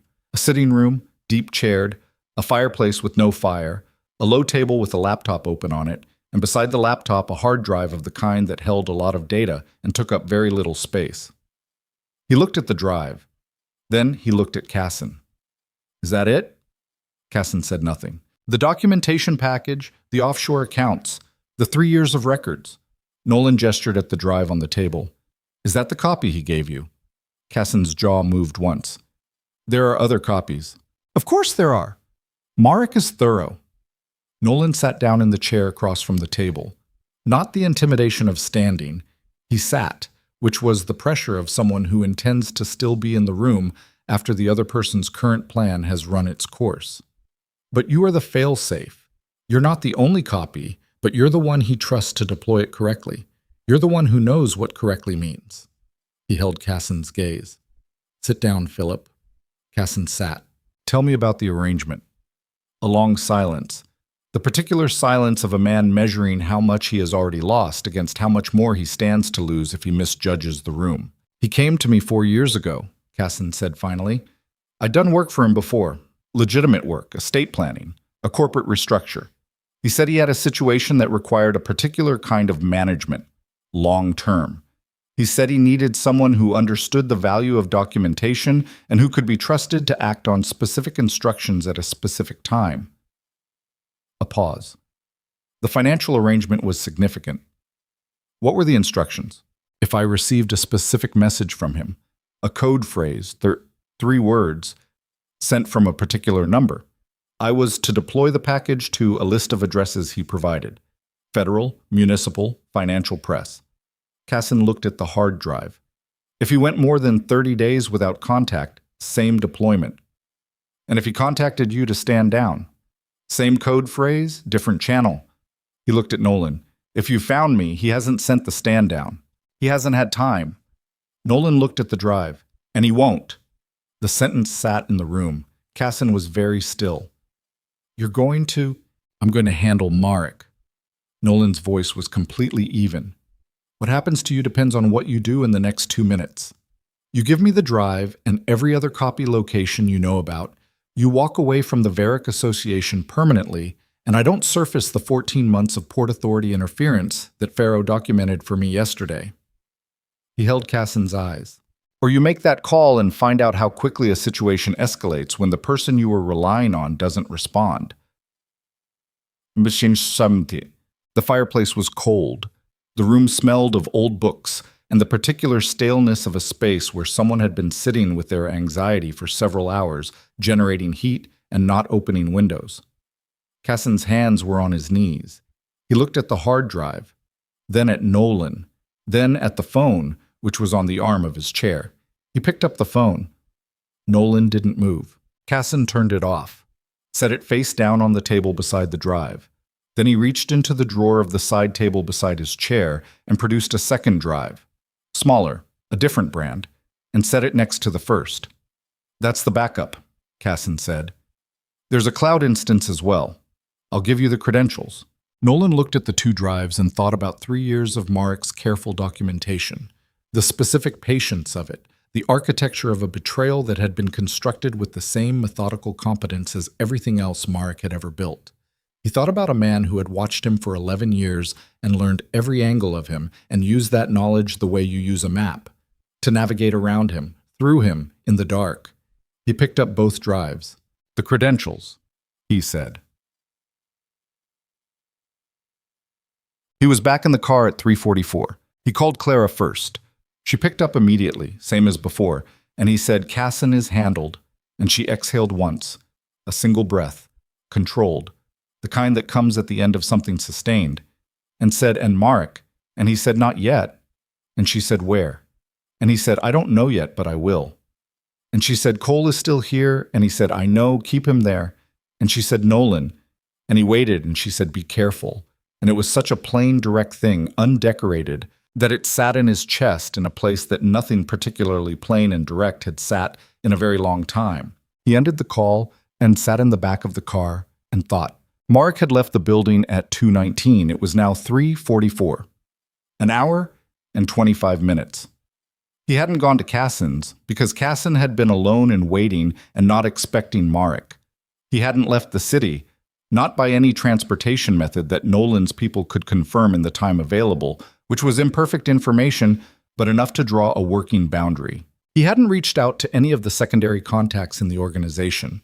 Nolan's network had been monitoring for that since 2:30. He was somewhere in the city, with his jacket missing, with the phone that Nolan's monitoring system had last pinged at 227 near Michigan Avenue and had gone dark after battery pulled, or a second phone, or a Faraday envelope of the kind that Marek had once shown Nolan as a demonstration of a technique they were discussing years ago in a context neither of them would have described as relevant at the time.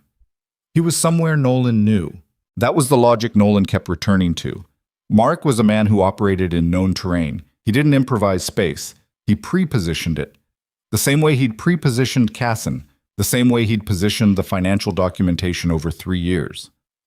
Somewhere in Chicago, there was a location Marek had prepared for exactly this contingency, and it was a location that Nolan's people hadn't surfaced because it wasn't connected to anything in the official network. He thought about 11 years of known terrain.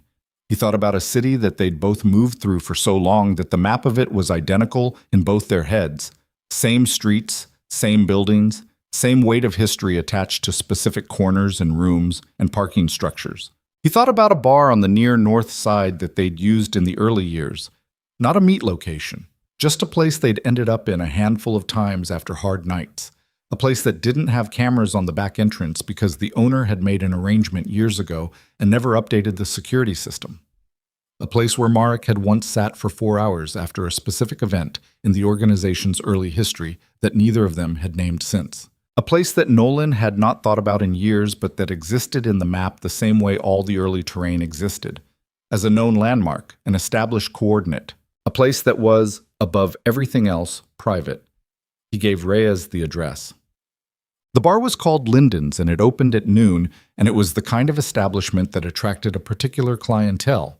Not rough, not upscale, just invisible. The specific invisibility of a place that had been in the same location for 30 years and had achieved the urban camouflage of something too established to be interesting. The back entrance was off an alley that ran between Linden's and a dry cleaner that closed at 3. Nolan told Reyes to park at the alley's mouth and wait. He went in the back. The rear door opened into a short hallway with a storeroom on one side and the door to the main bar on the other, and a single overhead light that had been 40 watts for as long as Nolan had known this building. He pushed through the door to the bar. It was quiet. A bartender at the far end who looked up and then looked away with the professional discretion of a man who'd been in this business long enough to know which faces required that response. 3 other patrons spread across the room, none of them Marek. Nolan stood in the doorway for a moment. Then he looked at the corner booth, the one in the back left, the one that faced the room and had the wall on 2 sides and the exit 3 steps away. The corner booth was empty, but the glass on the table had something in it, and the glass was not empty. Nolan crossed the room and sat down in the corner booth, across from the empty seat, and picked up the glass. Bourbon. Neat. Half full or half empty. He'd never had patience for that particular philosophical position. He set it back down. He waited. 4 minutes. The back door opened behind the bar, through the kitchen, through the service corridor, and Marek came in. He was still in his work clothes minus the jacket, the dark suit, the white shirt open at the collar now, the reading glasses gone. He looked, for the first time in Nolan's recent memory, like a man who was carrying his age. Not broken, Marek would not break in any way that showed, but compressed, the way metal compresses under sustained load, the grain of it becoming visible. He looked at Nolan sitting in his booth. He sat down across from him. Neither of them spoke for a moment. The bar's ambient noise, low music, the bartender moving glasses, one of the other patrons watching something on his phone, filled the space between them with the ordinary texture of a world that did not know what was sitting in the corner booth. "You were always going to find this place," Marek said. "Yes, I knew that." He looked at the bourbon, didn't pick it up. "I knew you'd find it, and I came here anyway." He looked at Nolan. "I think I wanted you to find it. Tell me why." "Because the alternative was—" He stopped, looked at his hands on the table, flat, still, the discipline of them.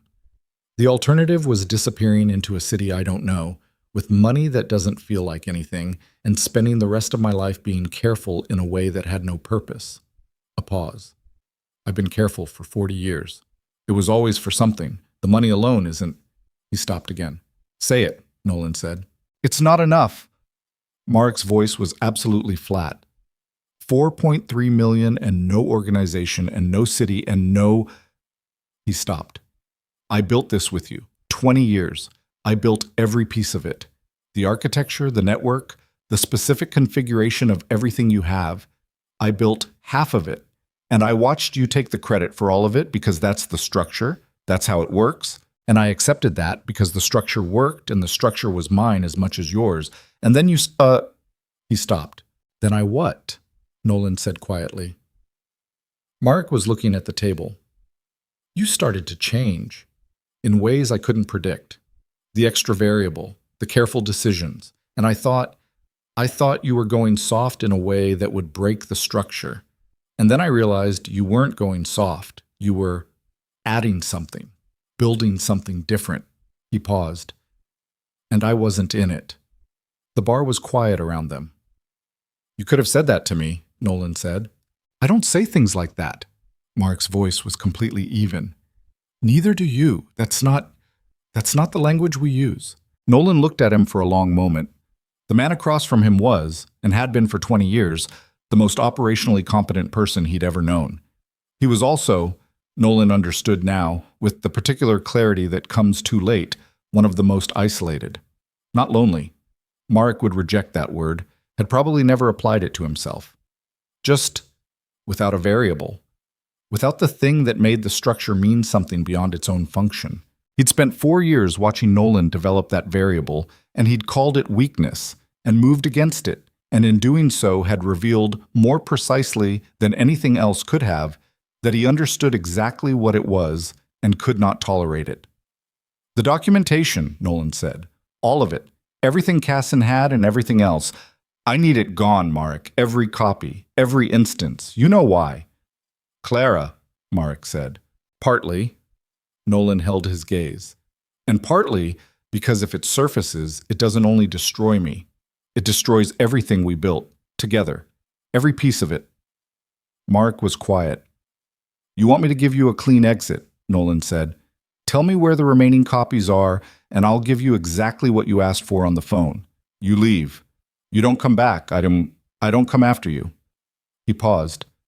You have my word. Something moved in Mark's face. The specific thing that moved there was not easy to name.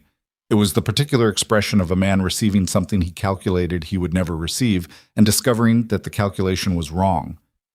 Your word, Mark said. The way he said it was not sarcastic. It was the way a man says a thing he's been holding in low regard for a long time and is now, unexpectedly, re-examining. Yes, a silence. Mark looked at the bourbon, picked it up, finished it in one movement, set the glass down. There's a safe deposit box, he began. He didn't finish the sentence because the back door opened again, not from the kitchen this time, from the rear hallway entrance, the door from the alley, and 2 men came through it, and neither of them was Reyes. Nolan was on his feet before his mind fully articulated the problem. The first man was in dark clothing and had the build of someone whose job was physical and who had been doing it long enough that it had become his resting state. Broad, fast, no hesitation. The second man was slightly behind him and had something in his hand that was not a glass. Mark stood too, half a second behind Nolan, and in the fraction of that gap, Nolan had time to look at his face and confirm the one thing he needed to confirm. The genuine shock there. The way Mark's body had gone to a specific kind of stillness that was not the stillness of a man who had expected company. He hadn't sent them, which meant someone else knew about this location. Someone else who had been watching Mark the way Nolan had been watching Mark, but from a different direction, for a different reason, with a different... Someone else who had been watching Mark the way Nolan had been watching Mark, but from a different direction, for a different reason, with a different endgame entirely. The first man cleared the hallway in 4 steps. Nolan moved left, not back, never back, left and into the man's angle rather than away from it, which was the counterintuitive geometry of someone who'd learned a long time ago that retreat was the slowest direction. He caught the man's leading arm at the wrist and used the momentum of the approach rather than fighting it, turning it outward, leveraging the weight of someone who'd committed to a line and couldn't change it. There was a sound. Not clean, not the sound of controlled training, but the wet mechanical sound of a joint pushed past its tolerance. The man made a noise and his grip opened and Nolan moved through the space where the grip had been. Behind him, he heard Mark. Not running. Mark didn't run. He heard the specific sounds of Mark engaging the second man, which were shorter and more efficient than they would have been from anyone else, because Mark at 50 in a bar on the north side was still Mark, was still the man who had been Nolan's enforcer before he was anything else, was still built around a specific ruthless competence that 11 years of administration had not softened in any functional way. The second man had a telescoping baton. He'd gotten one strike in before Mark took it from him. Nolan knew this without looking because of the sound of the strike, which connected somewhere, and then the different sound of metal hitting the floor and not being picked up by the person who dropped it. The first man came back. He was bigger than his partner, and he was angry in the specific way of someone who'd underestimated an opponent and was recalibrating without slowing down, which made him fast but predictable. Nolan took a hit to the left shoulder, solid, the kind that would deaden the arm for 60 seconds, and came back with something that wasn't elegant and didn't need to be. The bar stool between them resolved the question. The man went down against the side of the booth and stayed down. Nolan stood. His shoulder was singing. His breathing was ragged at the edges, and he pulled it back into control by force of will, standing in the middle of Lyndon's bar on a Tuesday afternoon with two unconscious men on the floor, and the bartender somewhere behind the bar, and the three patrons who had been here when he arrived now conspicuously absent, which told him the back door had been opened at some point in the last 90 seconds by people who recognized the sound of a situation that was not their business. Mark was standing near the hallway entrance. The second man was on the floor at his feet. Mark had his right hand pressed against his left side, not dramatically, just the specific pressure of someone containing a problem until they can evaluate it. His face was entirely blank. The reading glasses had somehow survived, still in his breast pocket. "Who sent them?" Nolan said. His voice came out even. His shoulder disagreed. "Hendricks," Mark said. The name landed in the room with the weight of something Nolan should have seen sooner. Hendricks, the deal from 6 months ago, the one Clara had made him reconsider, the clean move he hadn't taken. Gerald Hendricks ran a financial services group that had been attempting to acquire leverage over Varick Capital's port operations for 2 years. Nolan had blocked him at every angle. The deal 6 months ago had been the cleanest opportunity Hendricks had created. And Nolan, with the extra variable that Marek had cataloged and resented, had chosen caution. Hendricks had been watching Marek, had identified him as the inside fault line before Nolan had been waiting for exactly this moment. The moment when Marek broke loose from the organization, when the fracture was fresh and the chaos was maximum, to clean up both of them simultaneously. "He approached you," Nolan said. 3 weeks ago. Mark's hand was still on his side.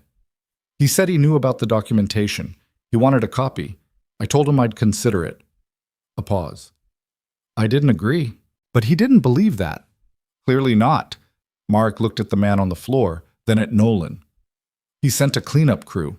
Handles me and you in one location, recovers whatever I'm carrying, surfaces the documentation himself." He exhaled once. Tidier than I would have been. Nolan looked at Mark's left side. "How bad?" "The first strike connected. It's nothing structural." "Let me see." "It's nothing structural, Nolan." They looked at each other. 2 men in their 40s in a bar with 2 bodies on the floor and a decade of broken trust between them and the specific absurdity of an argument about whether a wound needed examination. Something moved in the air between them that was not quite humor, was adjacent to it, the dark cousin of it, the kind of thing that 2 people who have been through enough together can access even in the worst moments. Nolan looked away first. "We need to move." "Yes. Reyes is at the alley mouth. There's a clinic 3 blocks. I don't need a clinic. Marek, I don't need a clinic." His voice was final. Not defensive, just the flat declarative of a man who had decided. "I need to finish the conversation we were having." The bar was very quiet. The low music had stopped at some point. The speaker system on a timer, or someone had killed it remotely. The overhead lights felt brighter than they had before, the room stripped of its ambient texture by the abrupt end of the ordinary Tuesday that had been happening in it. "The safe deposit box," Nolan said. Mark reached into his jacket pocket.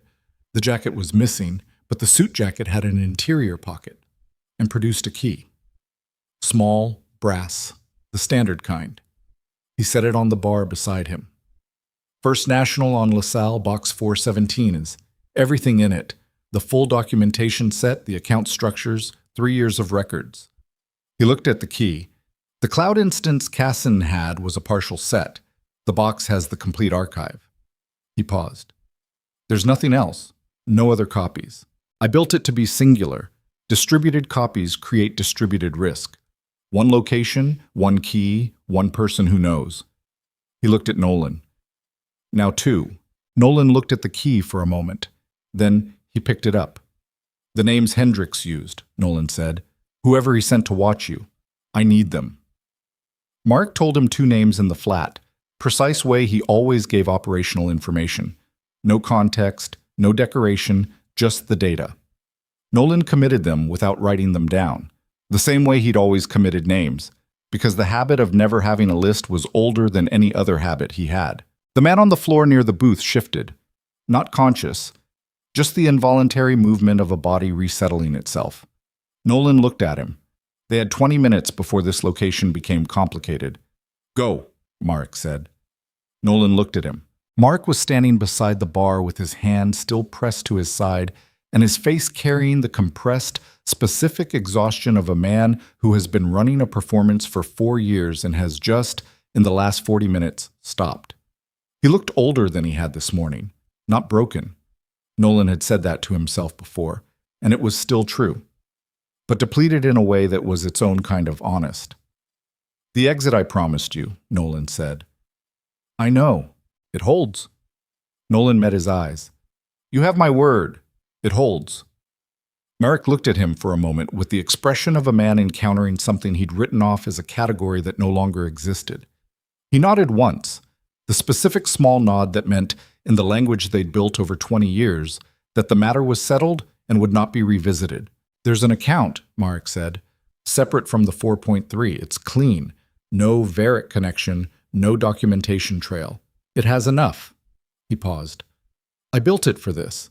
I've been building it since before I started the other. A pause. I knew, eventually, it would come to this. Where will you go? Somewhere without a winter. The ghost of something crossed his face. Not quite a smile, but the precursor to one. The remnant of an expression that had been more available in a younger version of this man.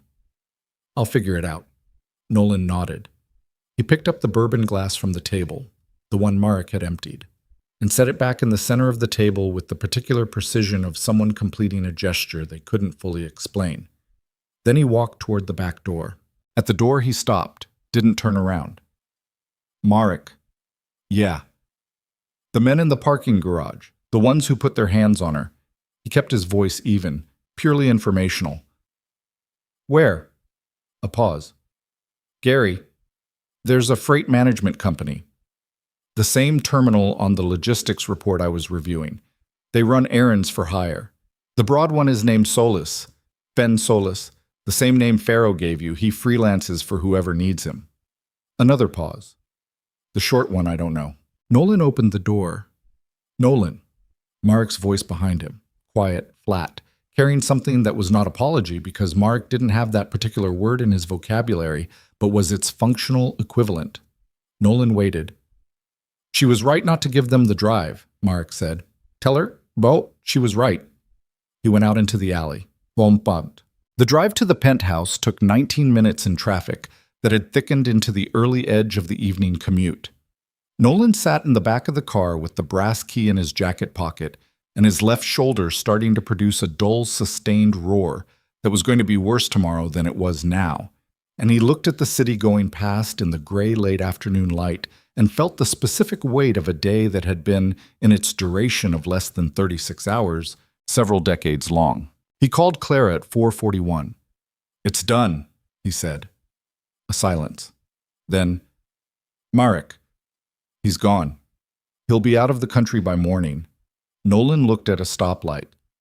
Hendricks sent people to the bar. Cleanup operation.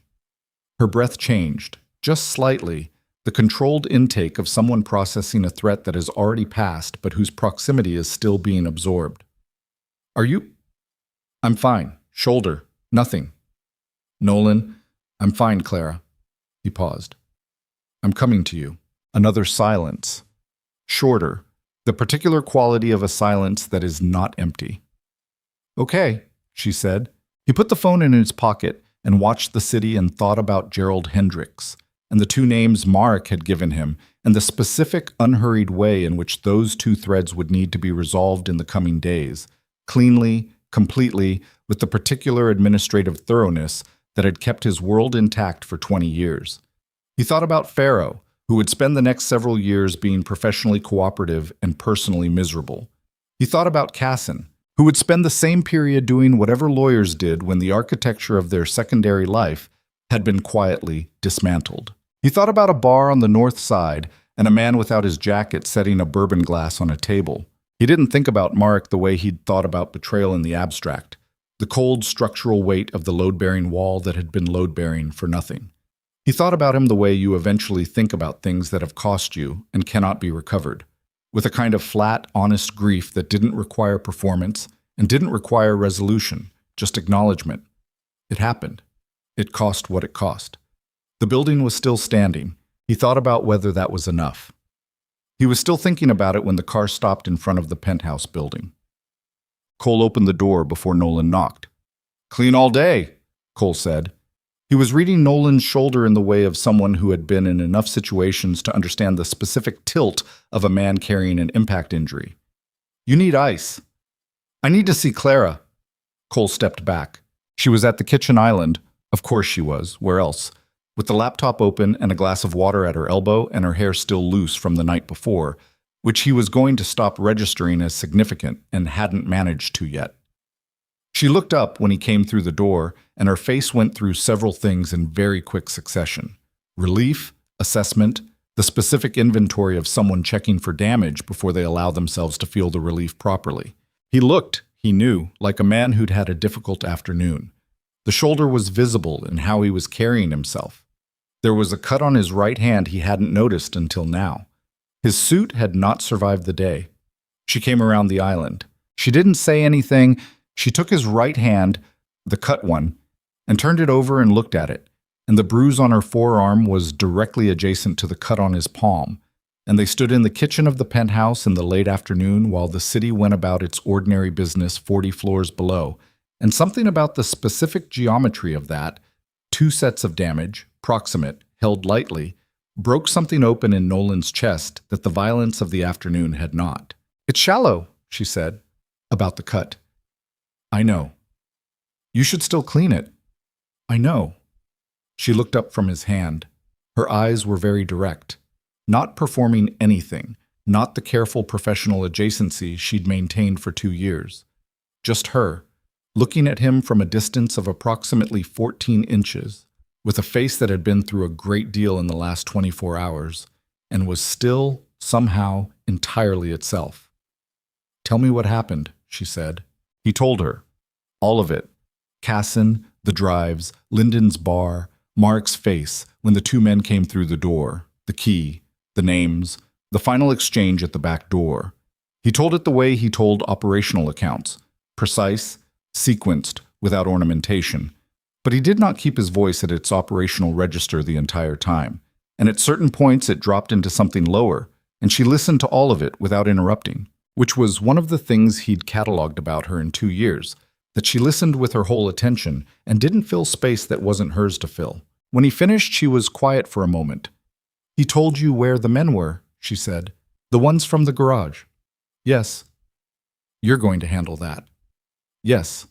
She nodded once. Not approval, exactly. Something more complicated than that. The acknowledgement of a woman who understands the world she has chosen to remain in and who is not pretending otherwise. "He said to tell you," Nolan said, "that you were right not to give them the drive." She looked at him. Something moved across her face. Not what he expected, which would have been a kind of bitter satisfaction. What moved there was quieter than that. More considered. She looked at the window. "He's not wrong about everything then," she said. "No." Nolan set the key from the safe deposit box on the counter between them. "Tomorrow morning, First National, on LaSalle. I need you with me." She looked at the key. "The complete documentation archive. Everything Marek built over 3 years. We go through it, verify it's complete, and then we determine what to do with it." He paused. "Some of it will be useful. Some of it needs to disappear entirely. And the offshore accounts it documents. Get restructured. All of them. Starting next week." He held her gaze. "That's a longer process. But it starts." She was looking at him in the particular way she'd been looking at him since this morning. The ongoing revision, the model of him that kept requiring updates. You were already planning to restructure them, she said slowly, before any of this. He didn't answer immediately. The audit you told Marek about, she said. The one that was starting next month. Was it real? It was real, he said. I initiated it. You initiated your own audit of your own offshore structures. I've been building toward it for 2 years. He looked at the key on the counter. The empire I have now is not the empire I want to have in 10 years. The restructuring has been in process. It's slow. It's complicated. He paused. It required a level of trust in my operational foundation that I believed I had. She absorbed this. Marek knew. Marek saw the direction. He didn't know the full timeline. Nolan's voice was even. He thought I was going soft. He couldn't see that the structure was changing because I'd decided to change it, not because of anything that had compromised me. He looked at her. He couldn't see that because he'd already decided what the change meant before he looked at it. Clara was very still. He was wrong, she said. Yes. And what he said to you on the phone, the extra variable, the careful decisions. She held his gaze. He was right about those. Nolan said nothing. He was right that something changed, she said. He was wrong about what it meant. She looked at the key, then back at him. I've been in this building for 2 years. I've watched you run this organization. I've processed every document, scheduled every meeting, transferred every file you've asked me to touch. Pause. I'm not naive about what the organization is. I know you're not. And I'm still here. The sentence sat between them with a weight that was entirely different from any of the other sentences the day had produced. Not dramatic, just present, just true. He looked at her for a long time. The loose hair, the bruised jaw, which was darker now than this morning, which would be worse tomorrow before it was better. The forearm, the careful way she held herself around the bruised ribs, the breath management she'd been doing for 36 hours without complaint. He said, "What do you want, Clara?" The question surprised her. He could see it, the slight widening, the recalibration. People didn't ask her that generally, or if they did, they asked it in the way of someone who expected a professional answer, a deliverable, a task. He meant it without any of that framing, and she understood that he did, and the understanding of it made her look away briefly, not from discomfort, but from the specific reaction of someone receiving a thing they hadn't prepared for. She looked back. I want to finish what we started, she said. The restructuring, the audit, all of it. She held his gaze steadily. I want to be part of that, not as your secretary, not as someone you protect and keep in a penthouse while the actual work happens. She paused, as the person who helps you build what comes next. He was quiet. And I want, she said more quietly, to stop pretending that what is true between us is not true. The room held the sentence. Nolan looked at her, at the face he'd been cataloging for 2 years with the careful, deliberate non-acknowledgement of a man who had decided, for reasons that had made sense at the time, that some doors were better left with their handles removed. He thought about Marek calling it softness. He thought about what it had actually been. Not softness, not compromise, not the degradation of the structure he'd built. Something else. Something that had been growing in the space beside the structure, patient and unasked for, that he'd been pretending he couldn't see. He reached out and touched her face, very lightly, just the edge of his thumb against the unbruised side of her jaw, a touch so careful it barely qualified as one. She didn't move away. I'm not, he said slowly, an easy thing to be beside. I know what you are. She said it without flinching. I've been reading your files for 2 years. Something moved in him that was entirely new, or not new, but newly allowed, which amounted to the same thing. He almost smiled.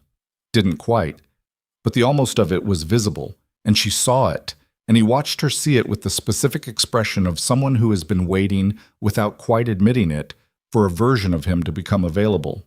He lowered his hand. Tomorrow, he said. First National, 8 o'clock. I'll be ready. And tonight you sleep. The ribs are bruised, she said, with the flat certainty of someone who has had this conversation once already and considers it settled. Need rest, he finished, as if she hadn't spoken. And you've been awake for 37 hours.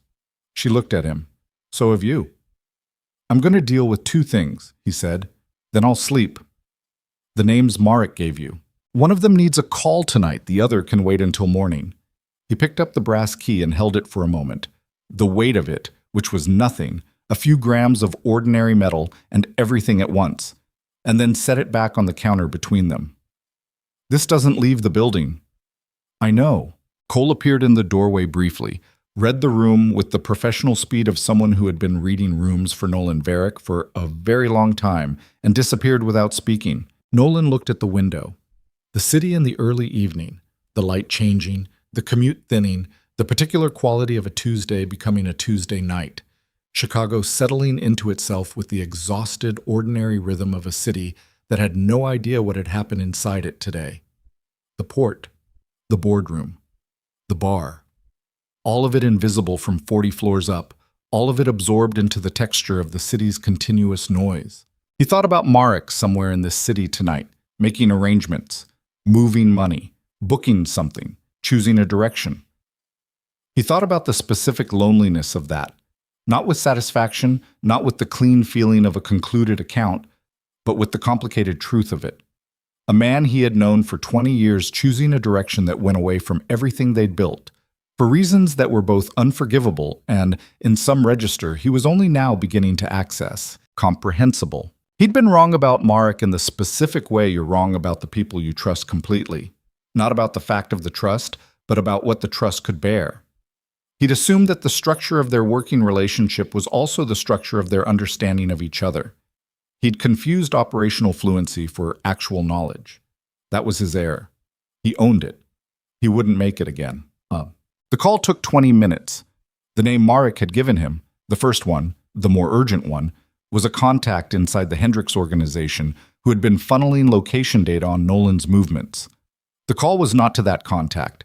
The call was to someone in Hendricks's orbit who had been, for 3 years, in a quiet arrangement with Varick Capital, one of the lateral relationships that Nolan maintained in the gray space between opposition and alliance. The specific architecture of a city where enemies were often separated from allies by nothing more than current alignment of interest. He spoke for 8 minutes, listened for 5, concluded in 3. When he ended the call, Gerald Hendricks had 24 hours to make a decision that would determine the next several years of his professional life. Nolan had laid out the decision with the same precision he'd used on Pharaoh and with the same quiet certainty. Not a threat exactly. A door. The door was open. What Hendricks brought through it was his own choice. Nolan stood at the window after the call and looked at the lake. Black water, lit at the edges by the city's ambient light, stretching out to a horizon he couldn't see.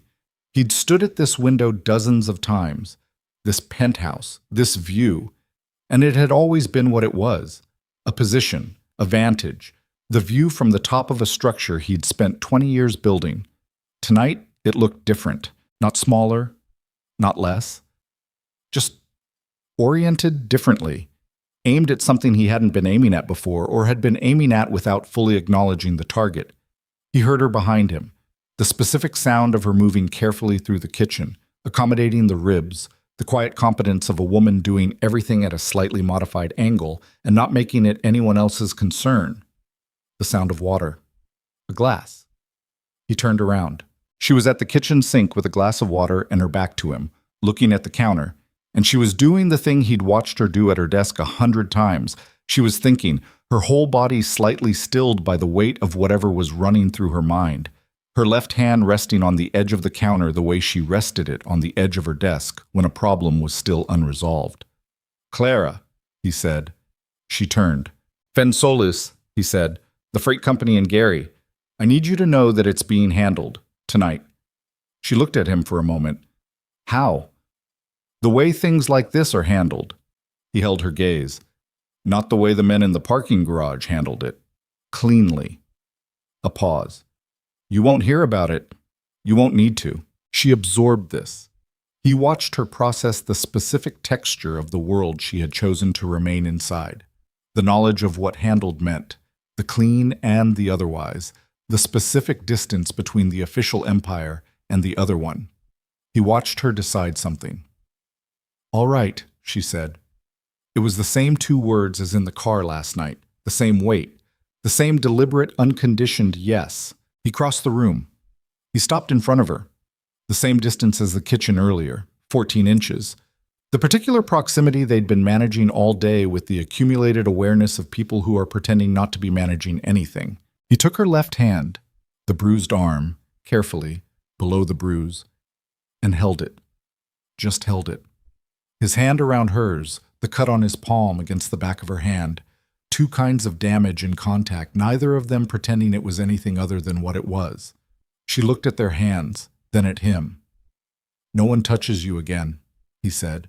Not a performance, not the announcement of a position or the declaration of a territorial claim, just the plain, absolute truth of a man who has arrived, through a long and expensive route, at a sentence he intends to spend the rest of his life keeping. She looked at him for a long moment. In her face was everything the day had put there. The exhaustion, the pain managed down to a low constant, the specific gravity of a woman who had come to work 36 hours ago with a handprint on her arm and had decided, by coming, by staying, by building the trap, and holding the door and saying, all right, without conditions, exactly who she was. She turned her hand over in his so that their palms were together. "I know," she said. Outside, the city continued its business. Rain had started again, soft this time. The kind that didn't attack, just arrived, covering the lake and the glass towers and the ordinary streets with the quiet, indifferent patience of weather that had nothing to prove. In the bar on the north side, two men were having a conversation with Cole about what they would remember and what they would not. On LaSalle Street, a safe deposit box sat undisturbed in the dark of a vault, its brass key in the jacket pocket of a man who was going to change what it contained into something that served a different purpose. In Gary, Indiana, a freight company was going to have a difficult night. In a penthouse 40 floors above Chicago, a man who had been built from concrete and violence was holding a woman's hand in a kitchen, and neither of them was speaking, and the silence was the best kind. The kind that doesn't need to be filled because everything necessary has already been said, and what remains is only the work of living up to it. Tomorrow would come with its own weight. The audit, the restructuring, the long, complicated process of changing an empire from the inside out, which was slower and harder and more uncertain than building one had ever been. There would be other Hendrixes. There would be other nights like this one, other decisions made at the edge of everything, other prices paid in rooms that the world never saw. But tonight the rain was soft and the city was lit, and Nolan Varick stood in his kitchen with blood on his collar and a woman beside him who had looked at everything he was and chosen to stay.